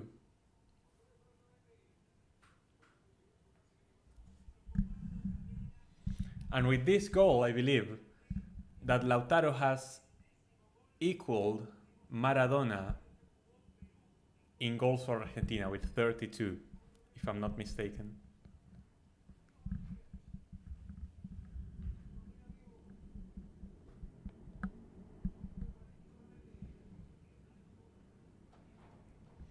Is Chile back? No. No, Chile are not back. They may finally get a win, but Venezuela is down bad at the moment. Their morale is at an all-time low, I believe. And one win doesn't change just how bad they've been for the entirety of the year. And for the entire qualifying cycle, for that matter. Well, for the last, I don't know, like 5 years. Uruguay is defending well. Fair enough. Let me check their upcoming games. It does not get easy for Chile. It does not get easy for Chile. Like the next few games, Paraguay on the road, Ecuador at home, manageable. Argentina at home, Bolivia away, Brazil away, Uruguay at home. It does not get easy for Chile. It does not get easy. Paraguay away is tough. Like, their most accessible game is Ecuador at home. Ecuador at home is like the most winnable game they got, and that's saying something. Oh, for Venezuela. Oh, no, Chile are done. Chile are done. Their games are too difficult. Venezuela has Ecuador away. Peru at home. Peru at home, they have to win. Peru at home, they have to win, no matter what. Bolivia at home, they have to win. So they got 6 points potentially there. As long as they get their stuff together. Ooh! Argentina almost get a second. Lautaro almost gets a second. That cross inside the box from a free kick by Rodrigo de Paul was very, very dangerous. Lautaro appeared all alone and his shot ended up going over the crossbar. It was a bit of a hard chance to actually convert, but so close again. The last 3 games are very hard for Venezuela. Like away to Uruguay, away to Argentina, at home against Colombia. So they have to beat Peru and they have to beat Bolivia. And if they could get something against Ecuador, would be massive, but those 6 points are gonna be what they need. Their away games are Jover. Bean is quiet, by the way. Yeah, and this water is wet. Like, that's... What do you mean? It's Brazil. Rafinha is left wing and Bean is almost striker today. That's crazy. A Chile set of fixtures for Chile. Yep. It does not get easy for Chile. And Venezuela have 2 easy games, and after that it's very tough.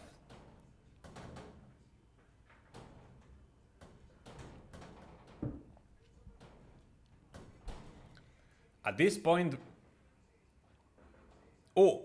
No! So close. But Argentina really getting close to a second now. Really stepping up on that gas this second half.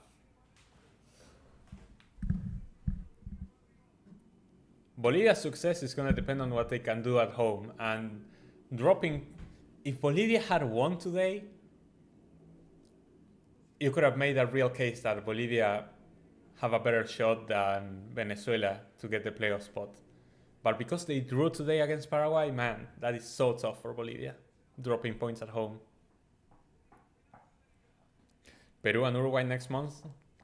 Peru at home. Okay, Peru at home they should win. Uruguay away they are gonna lose. Oh, Peru away, Uruguay at home. Not the other way around. Peru away. I think they still lose. Like, Bolivia are just so bad on the road. Even though it's Peru, Peru surely can beat Bolivia at home. It would be a disgrace if they couldn't. That game could be a draw, to be fair, but I think that Peru wins. Paulo Guerrero is getting subbed out for La Padula. Getting my retirement home, for real. Poor man. He can't keep doing this.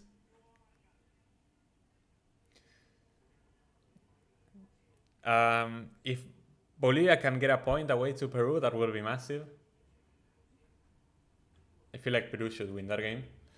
At home to Uruguay, it depends what Uruguay shows on the day, but there's a chance for Bolivia to beat Uruguay at home. They beat them 3-0 last qualifying cycle, I remember. That was Tavares' last game for Uruguay. But I don't know, Uruguay may as well beat Bolivia in the altitude. Had Bolivia 6th until they drew. 6th is crazy. I think that at the most Bolivia get the playoffs. But they need to win their home games. They cannot allow themselves to drop points at home, I believe. Brazil and Uruguay still tied? Yep. Basically, I think home form of Bolivia and Venezuela will determine playoffs. Yeah. Half these Uruguay guys look the same. They all look like Valverde family members. So basically, you're saying the same thing that Bentancur said, using that logic the other way around. Brazil needs to play Jogo Bonito and they're gonna like it. Yeah, but it's not easy to play Jogo Bonito with the players that Brazil have at their disposal today. Simply not happening.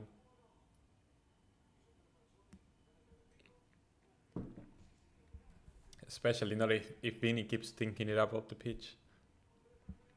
Really hoping Venezuela qualify. I think we all do, but we all like the underdog stories.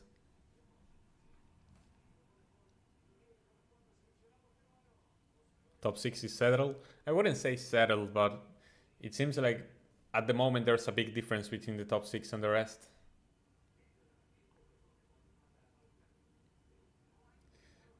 What did Bentancur said?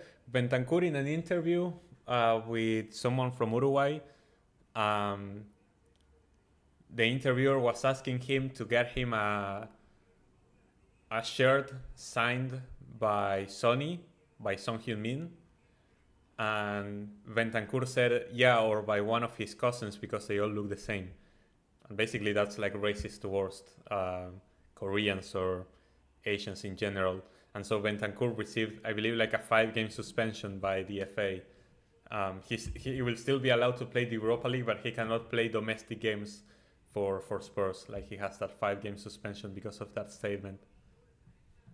And it's funny because now you're saying that all Uruguayans look the same, and it's like the same logic.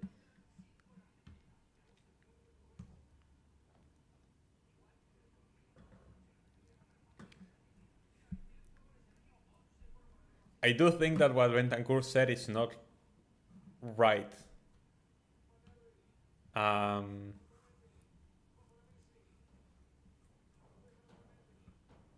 we need to learn to punish the right things. Like, how are we giving Bentancur a 5-game suspension for saying all Koreans look the same, but Mason Greenwood is still playing?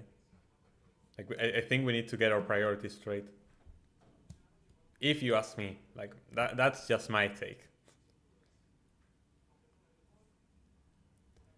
Bolivia blew it, but winning earlier, yeah.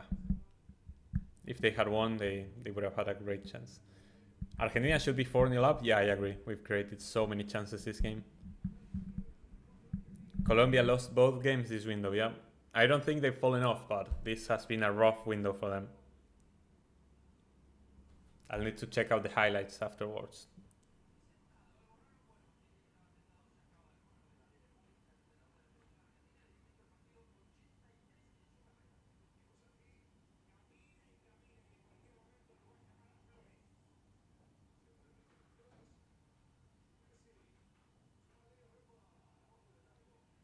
Amazing piece of skill by Messi.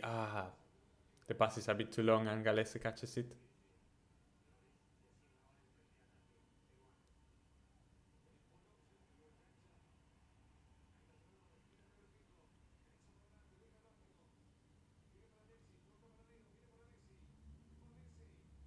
Messi, that pass. Surely it would have been a one-on-one opportunity if that had gone through. Yeah, no, I know you did in SSB, but it just came out funny to me because Bentancur received that suspension very, very recently. Losing to Chile is embarrassing even. No. Ener Valencia, what a player. No. Like, nowhere you are happing up Ener Valencia in the year of our Lord 2024. He may be good for Ecuador, but he's not even good for Ecuador. He scored a penalty, and now he scored this goal. And he is Ecuador's all-time goal scorer.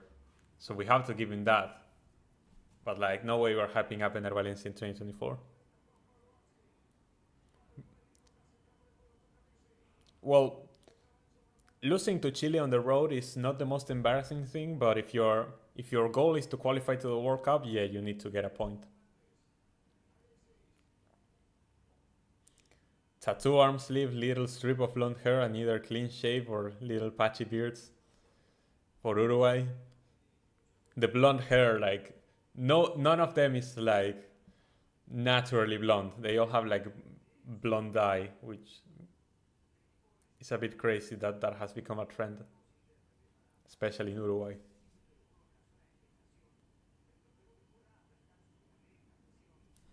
Yeah, this is the worst Chile I've ever seen too. I haven't seen the 2002 Chile, which finished last in the qualifiers. That should have been atrocious too. But this is the worst Peru since 2010 and the worst Chile since 2002 for sure. Messi still controlling the ball.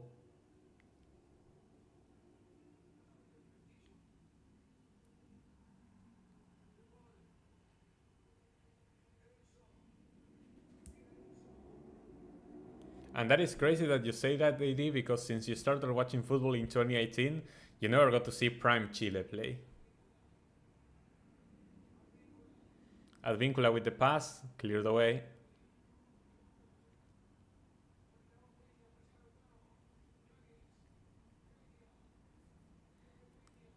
Yeah, long passes is the name of the game for Peru at the moment.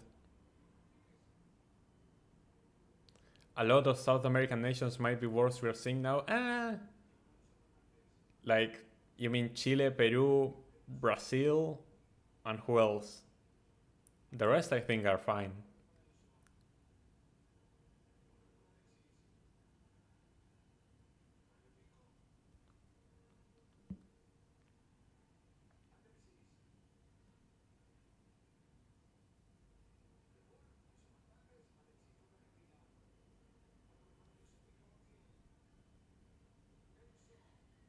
Peru only got lucky to qualify in 2018. I mean, they had a bit of luck on their side, but they made a massive comeback. Gareca turned the ship around very quickly. Yeah, no, 3 is not a lot. Hello, Doodle. Welcome back to the stream. Thank you so much for joining. Give Bolivia altitude or they're retired. Yeah, and even with altitude, they couldn't win today.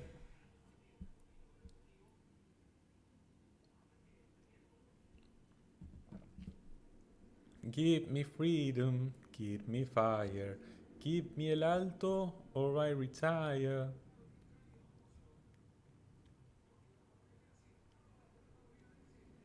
Alexis, ooh, that pass, Alexis, that pass needs to be better, man. That would have been a one-on-one opportunity for Julian Alvarez, for sure. Almost half time between Brazil and Uruguay, and the game still 0-0. I feel like that game may have been a disappointment so far, considering we had two titans of CONMEBOL going up against each other. It had been an amazing play by Alexis McAllister, but the pass was just off. Very, very off.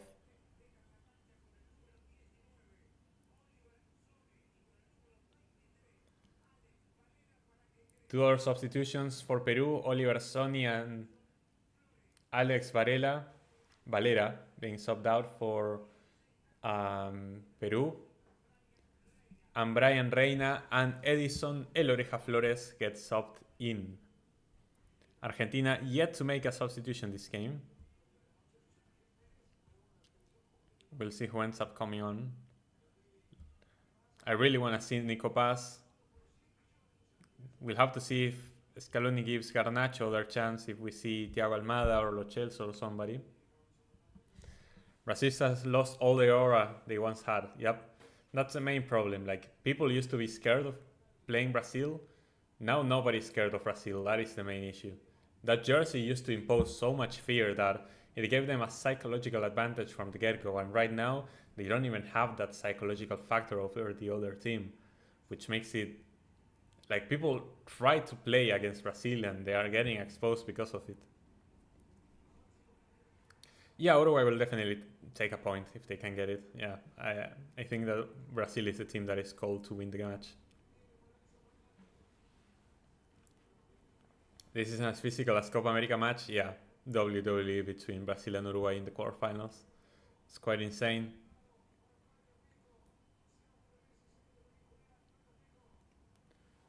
I was way too young to watch Prime Brazil, so it's sad seeing them now. Yep.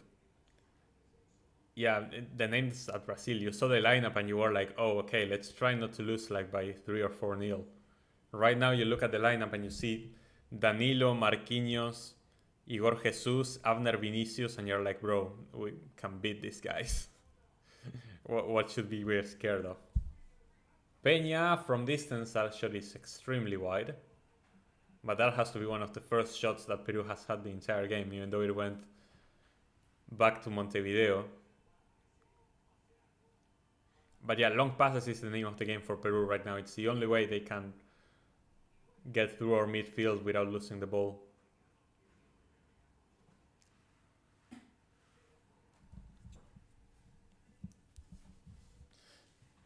No, yeah, tactically, the game of football has changed a lot.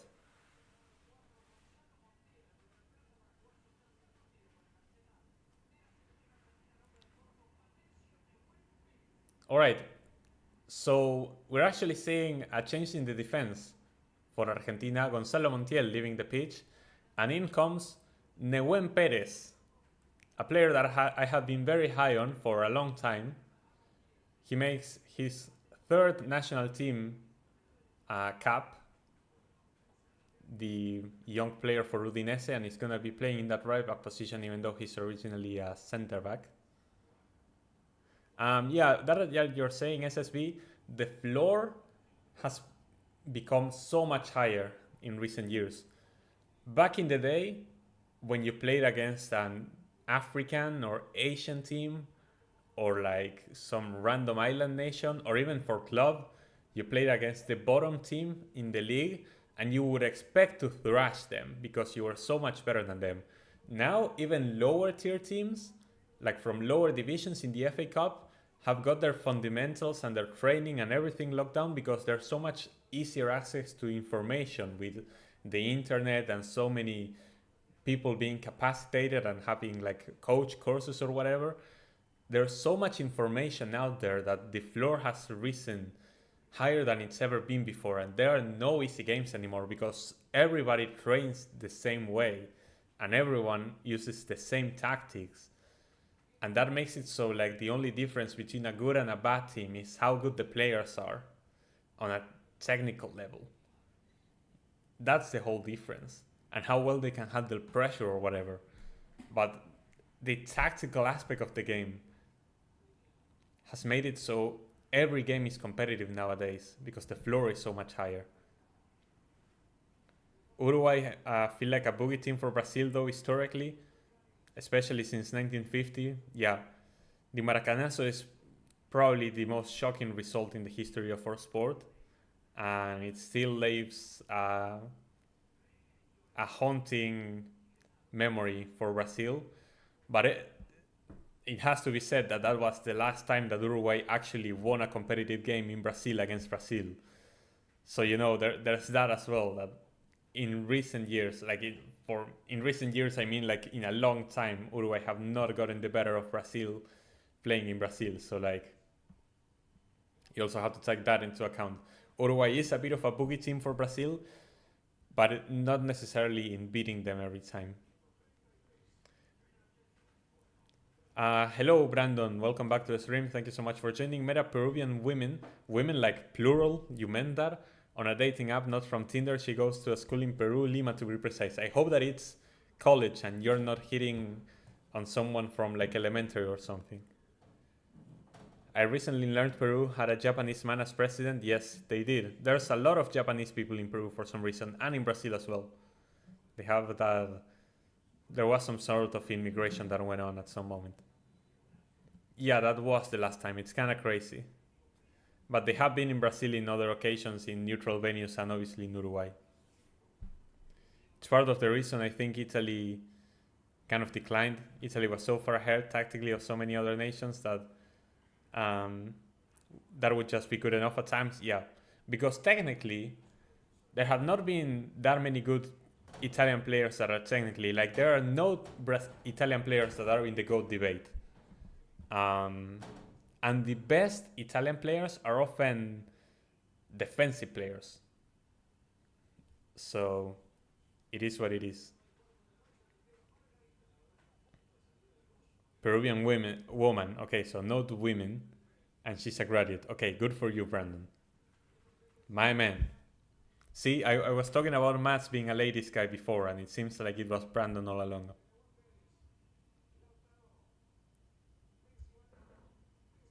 Just like that, we only have 10 minutes to go, and Argentina somehow have not found a second goal. Oh, I say that I almost jinxed it. I almost reverse jinxed it. That was a one-on-one opportunity, but the pass again was a bit too long. Galese has been fantastic. Like, Galese has come off his line so many times that he has stopped so many attacks for Argentina.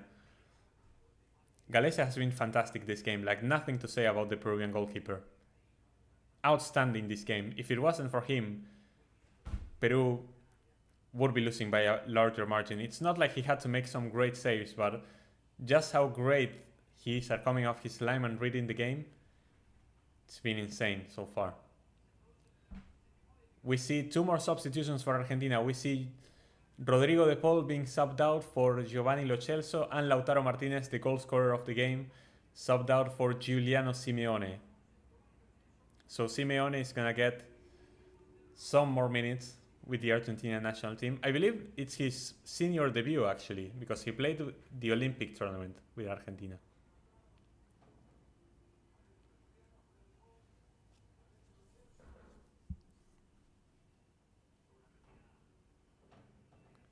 Some of the best Italian players are ones who don't even play for Italy. Messi could have played for Italy. Yeah, but Messi, like, technically he could have gotten Italian citizenship because Italians allow everyone who's of Italian descent to get citizenship, and Messi's family obviously comes from Italy, but not directly. So I wouldn't say, there was never a chance that Messi was going to pick Italy. Like, it was either going to be Spain or Argentina for sure. Disappointed in Colombia, had plenty of chances but couldn't concrete them. Yep. Tough window for Colombia for sure. About to be a father of what, Kule? I'm your father in Pokemon, that's for sure. So I'm going to have a grandson, you mean? Barrios has been in top 10 debate. People, is Roberto Baggio in the conversation top 10 player of all time? Be real with me in this one. Like, having the likes of Messi, Cristiano Ronaldo, Pelé, Maradona, Puskas, Di Stefano, Cruyff. That's already 7. That's Roberto Baggio entered the conversation for top 10 player all time. I'd be surprised if Baggio breached into top 20. Top 10 is crazy for Baggio. And even then, I don't know if Roberto Baggio is the best. He's the best attacking player for Italy. But I don't think he's the best Italian player of all time.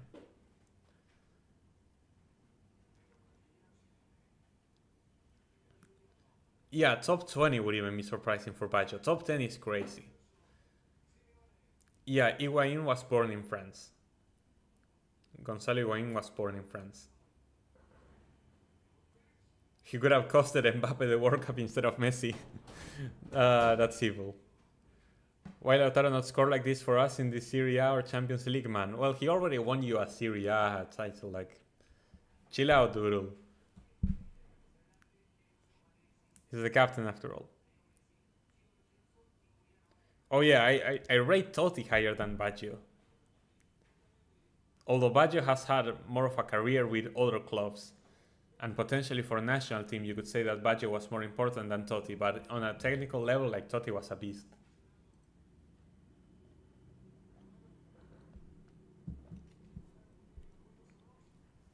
How do you think you'll balance your life in 2026 between watching games, journalism, and having fun? Well, watching the games will be part of my journalistic work.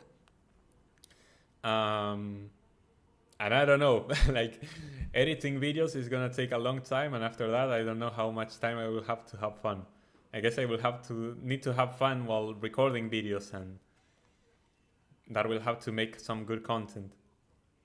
Lautaro was the rightful Ballon d'Or winner, man. Debatable, but he was in the conversation for sure. Yeah, Messi playing for Italy is like saying Pulisic could have played for Croatia. Like, the could have goes beyond. Like, yes, could have.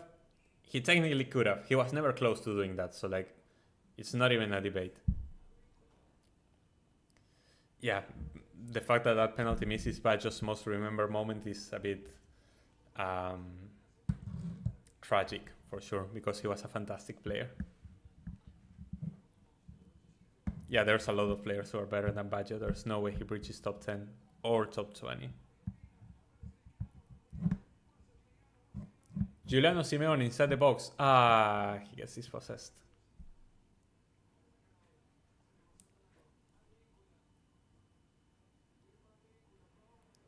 People made good arguments for what? For like Baggio over Totti? Or top 10 players of all time?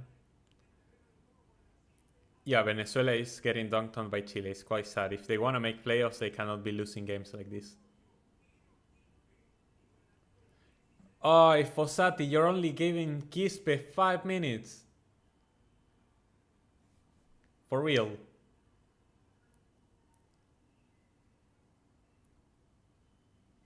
Bruh. Fossati ball is something else, man.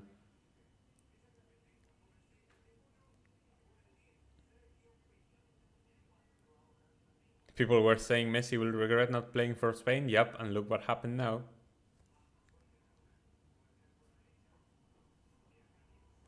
Yeah, at the moment Venezuela aren't even qualifying for playoffs. They are not qualifying for anything. As it stands, they are out. Yeah, Declan Rice and Jack Grealish for Ireland is a better example than Messi for Italy.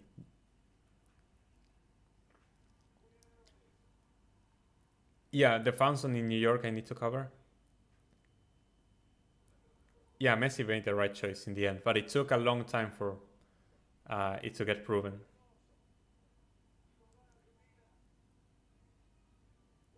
If you decide to move to the US, would you choose Miami or New York City? I've never been to the US.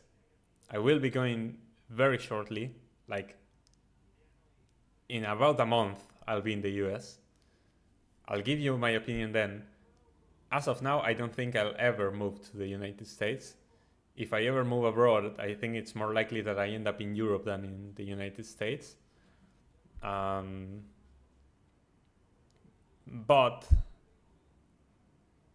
from what I've seen, I feel like I would. I mean, neither the USA or Miami sound that appealing.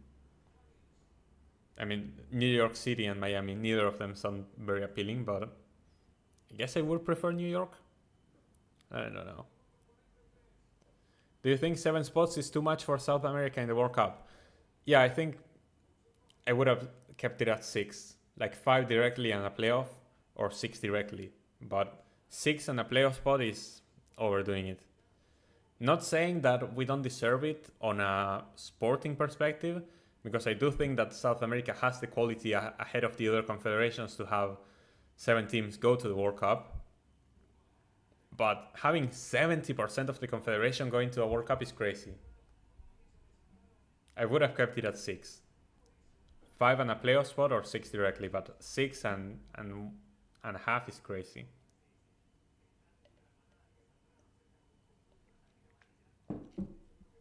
That was a nasty challenge from Zambrano and McAllister. Don't touch my boy. He needs to come back to Anfield. That's obviously a yellow card for Zambrano. There were 2 other substitutions for Peru. Like I said, Sergio Peña and Andy Polo were subbed out. And Piero Quispe and Jose Rivera were subbed in. Nasty challenge, unnecessary by Zambrano. So Gareca is finally gonna get a competitive win with Chile. And another match day of disappointment for Venezuela. He started off decent with that draw against Brazil, but at home that was like the bare minimum. And now losing to Chile, especially in this fashion. Sold my stocks on Venezuela and bought in for Paraguay. I love Alfaro ball. Yep, it is what it is. Okay, Valerde subbed out and Facundo Medina subbed in for Argentina. And Leandro Paredes is also going to hit the pitch. Alexis McAllister subbed out, so let's go. McAllister returns to Liverpool without any injury. See you, Patrick. Take care. From a 2-0 lead. No, Venezuela were not leading 2-0. They were leading 2-1. Savarino scored the opener. Vargas equalized for Chile. And Ramirez made it 2-1 for Venezuela. But they were never 2-0 up in this game. Yeah, it wasn't a 2-0 lead, but I get it. They were leading the game. What country outside of UEFA and CONMEBOL has a chance to win the World Cup? I say Japan. Japan is a good shout. They've never made quarters. But in terms of quality and talent and tactics, we've seen it. Like, they beat Spain and Germany at the last World Cup, and they took Croatia to penalties. Like, quality-wise, they have what it takes to compete against the best. Things just have to go their way for once.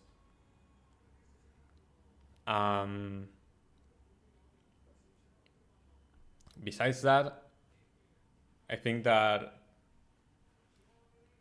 in a couple of decades we could see teams like Morocco, Nigeria, the United States, and others with big populations depending on how they develop.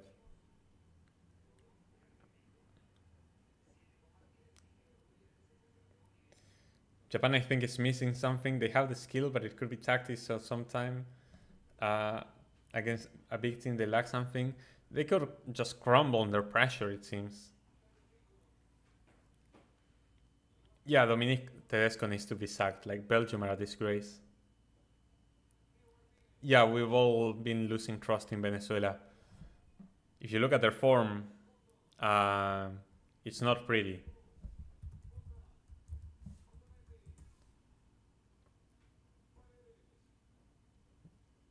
Venezuela's form has been disgusting.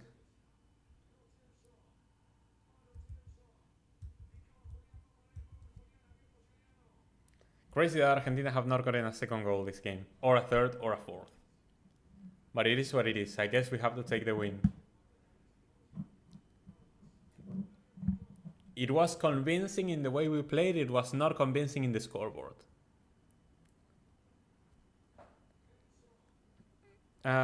Japan is the best team today outside of Europe and South America, yes. I don't know if it's crazy that Belgium's golden generation didn't win anything, because Belgium weren't even in the conversation before their golden generation. I think it's already crazy enough that their golden generation got them in the conversation and that they got #1 in the FIFA ranking for so long. Even though you could argue that it was undeserved, it was still an impressive achievement for a country like Belgium. But it truly feels like a missed opportunity. If Belgium were ever going to win anything, it feels like it had to be then and there. I told Jack from Deadball TV if Gareca is a double agent since he coached Peru. He told me that Chile agents are just terrible and he's not a double agent. Yeah, I don't think Gareca is a double agent, but he's saving Peru from embarrassment.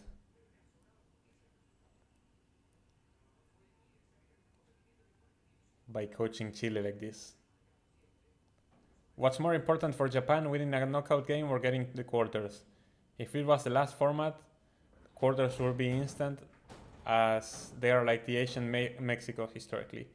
No, I think that they need to make quarters. Because even if they get past the run of 32 and into the run of 16, I feel like their run of 32 draws should be accessible enough that they are expected to win that game. They have to get over the run of 16 gap. Are your countries like Croatia achieved more than Belgium? Well, the Belgium golden generation never made a major final. And Croatia have. And at the World Cup, yeah, you can make a case for that. Croatia has achieved more than Belgium, I believe, yeah.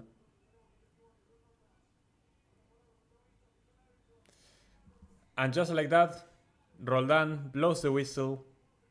Argentina recover themselves after losing to Paraguay earlier this window and beat Peru 1-0.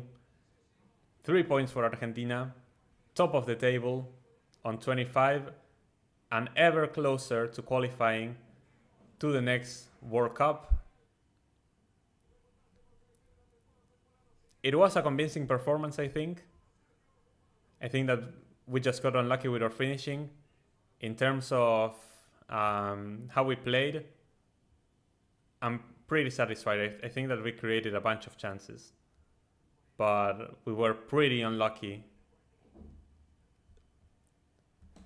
If we had had better finishing, better decision making in the final third, and overall just more precise, we would have won this game by a large margin. But it is what it is. We take the 3 points, and recognizing that there are a lot of things that we can improve upon. Scaloni has already said that he has respected the players that won the World Cup, that won the Copa America back-to-back. But starting in 2025, the players that need to get called up are the players that are performing the best for club. Not the players that have achieved the most with this generation. So I expect the call-ups for 2025 not to look a lot different. A lot of the names will still be the same, but to see a bunch of new names in 2025. But we'll have to see. Croatia in Euros is different history, but compared to the World Cup, yeah, I agree. 2022 was a failure for Japan. Well, they got out of the group of death, but not beating Croatia, it felt like a wasted opportunity. To watch the rest of Brazil, Uruguay, and then Mexico versus Honduras. Vini had a terrible miss. No way, my man is still stinking it up. Just to look at what we were saying before of Venezuela, this is their last win in qualifiers, beating Chile 3-0 at home. After that, 0-0 with Ecuador. This is a friendly. No, this is not a friendly. 1-1 with Peru. This is a friendly. This is a friendly. Copa America, they did great. They beat Ecuador, they beat Mexico, they beat Jamaica, 9 points in the group. They drew against Canada, a game that they should have lost in 90, but they somehow got the equalizer and lost on penalties. And after that, qualifiers again. Remember, after this, they have two consecutive draws, like against Ecuador and Peru. 4-0 loss to Bolivia. Another draw to Uruguay, game that they should have won, to be fair. Uruguay were garbage that game, but they couldn't win it. Game against Argentina, I think we deserved to win, but Venezuela got the equalizer, the pitch was terrible. Another draw. That's 4 draws and a 4-0 loss out of the last 5 games. And they lose to Paraguay. And then they draw with Brazil and they lose to Chile. That's 3 losses and 5 draws in their last 8 qualifier games. They have not won a game in 8 games in the qualifiers. That's the fall-off for Venezuela. And now they got, in March, Ecuador on the road, and I don't expect them to win that game either. Especially because Ecuador are coming off a 6-pointer this window. Then Peru at home. They have to beat Peru at home. If you don't beat Peru at home, you don't deserve to make the World Cup. It is what it is. So yeah, Uruguay climbed to second as it stands because Colombia lost. If Brazil win by 2 goals, second place is going to be Ecuador with a 3-point deduction. That's how massive the window was for Ecuador.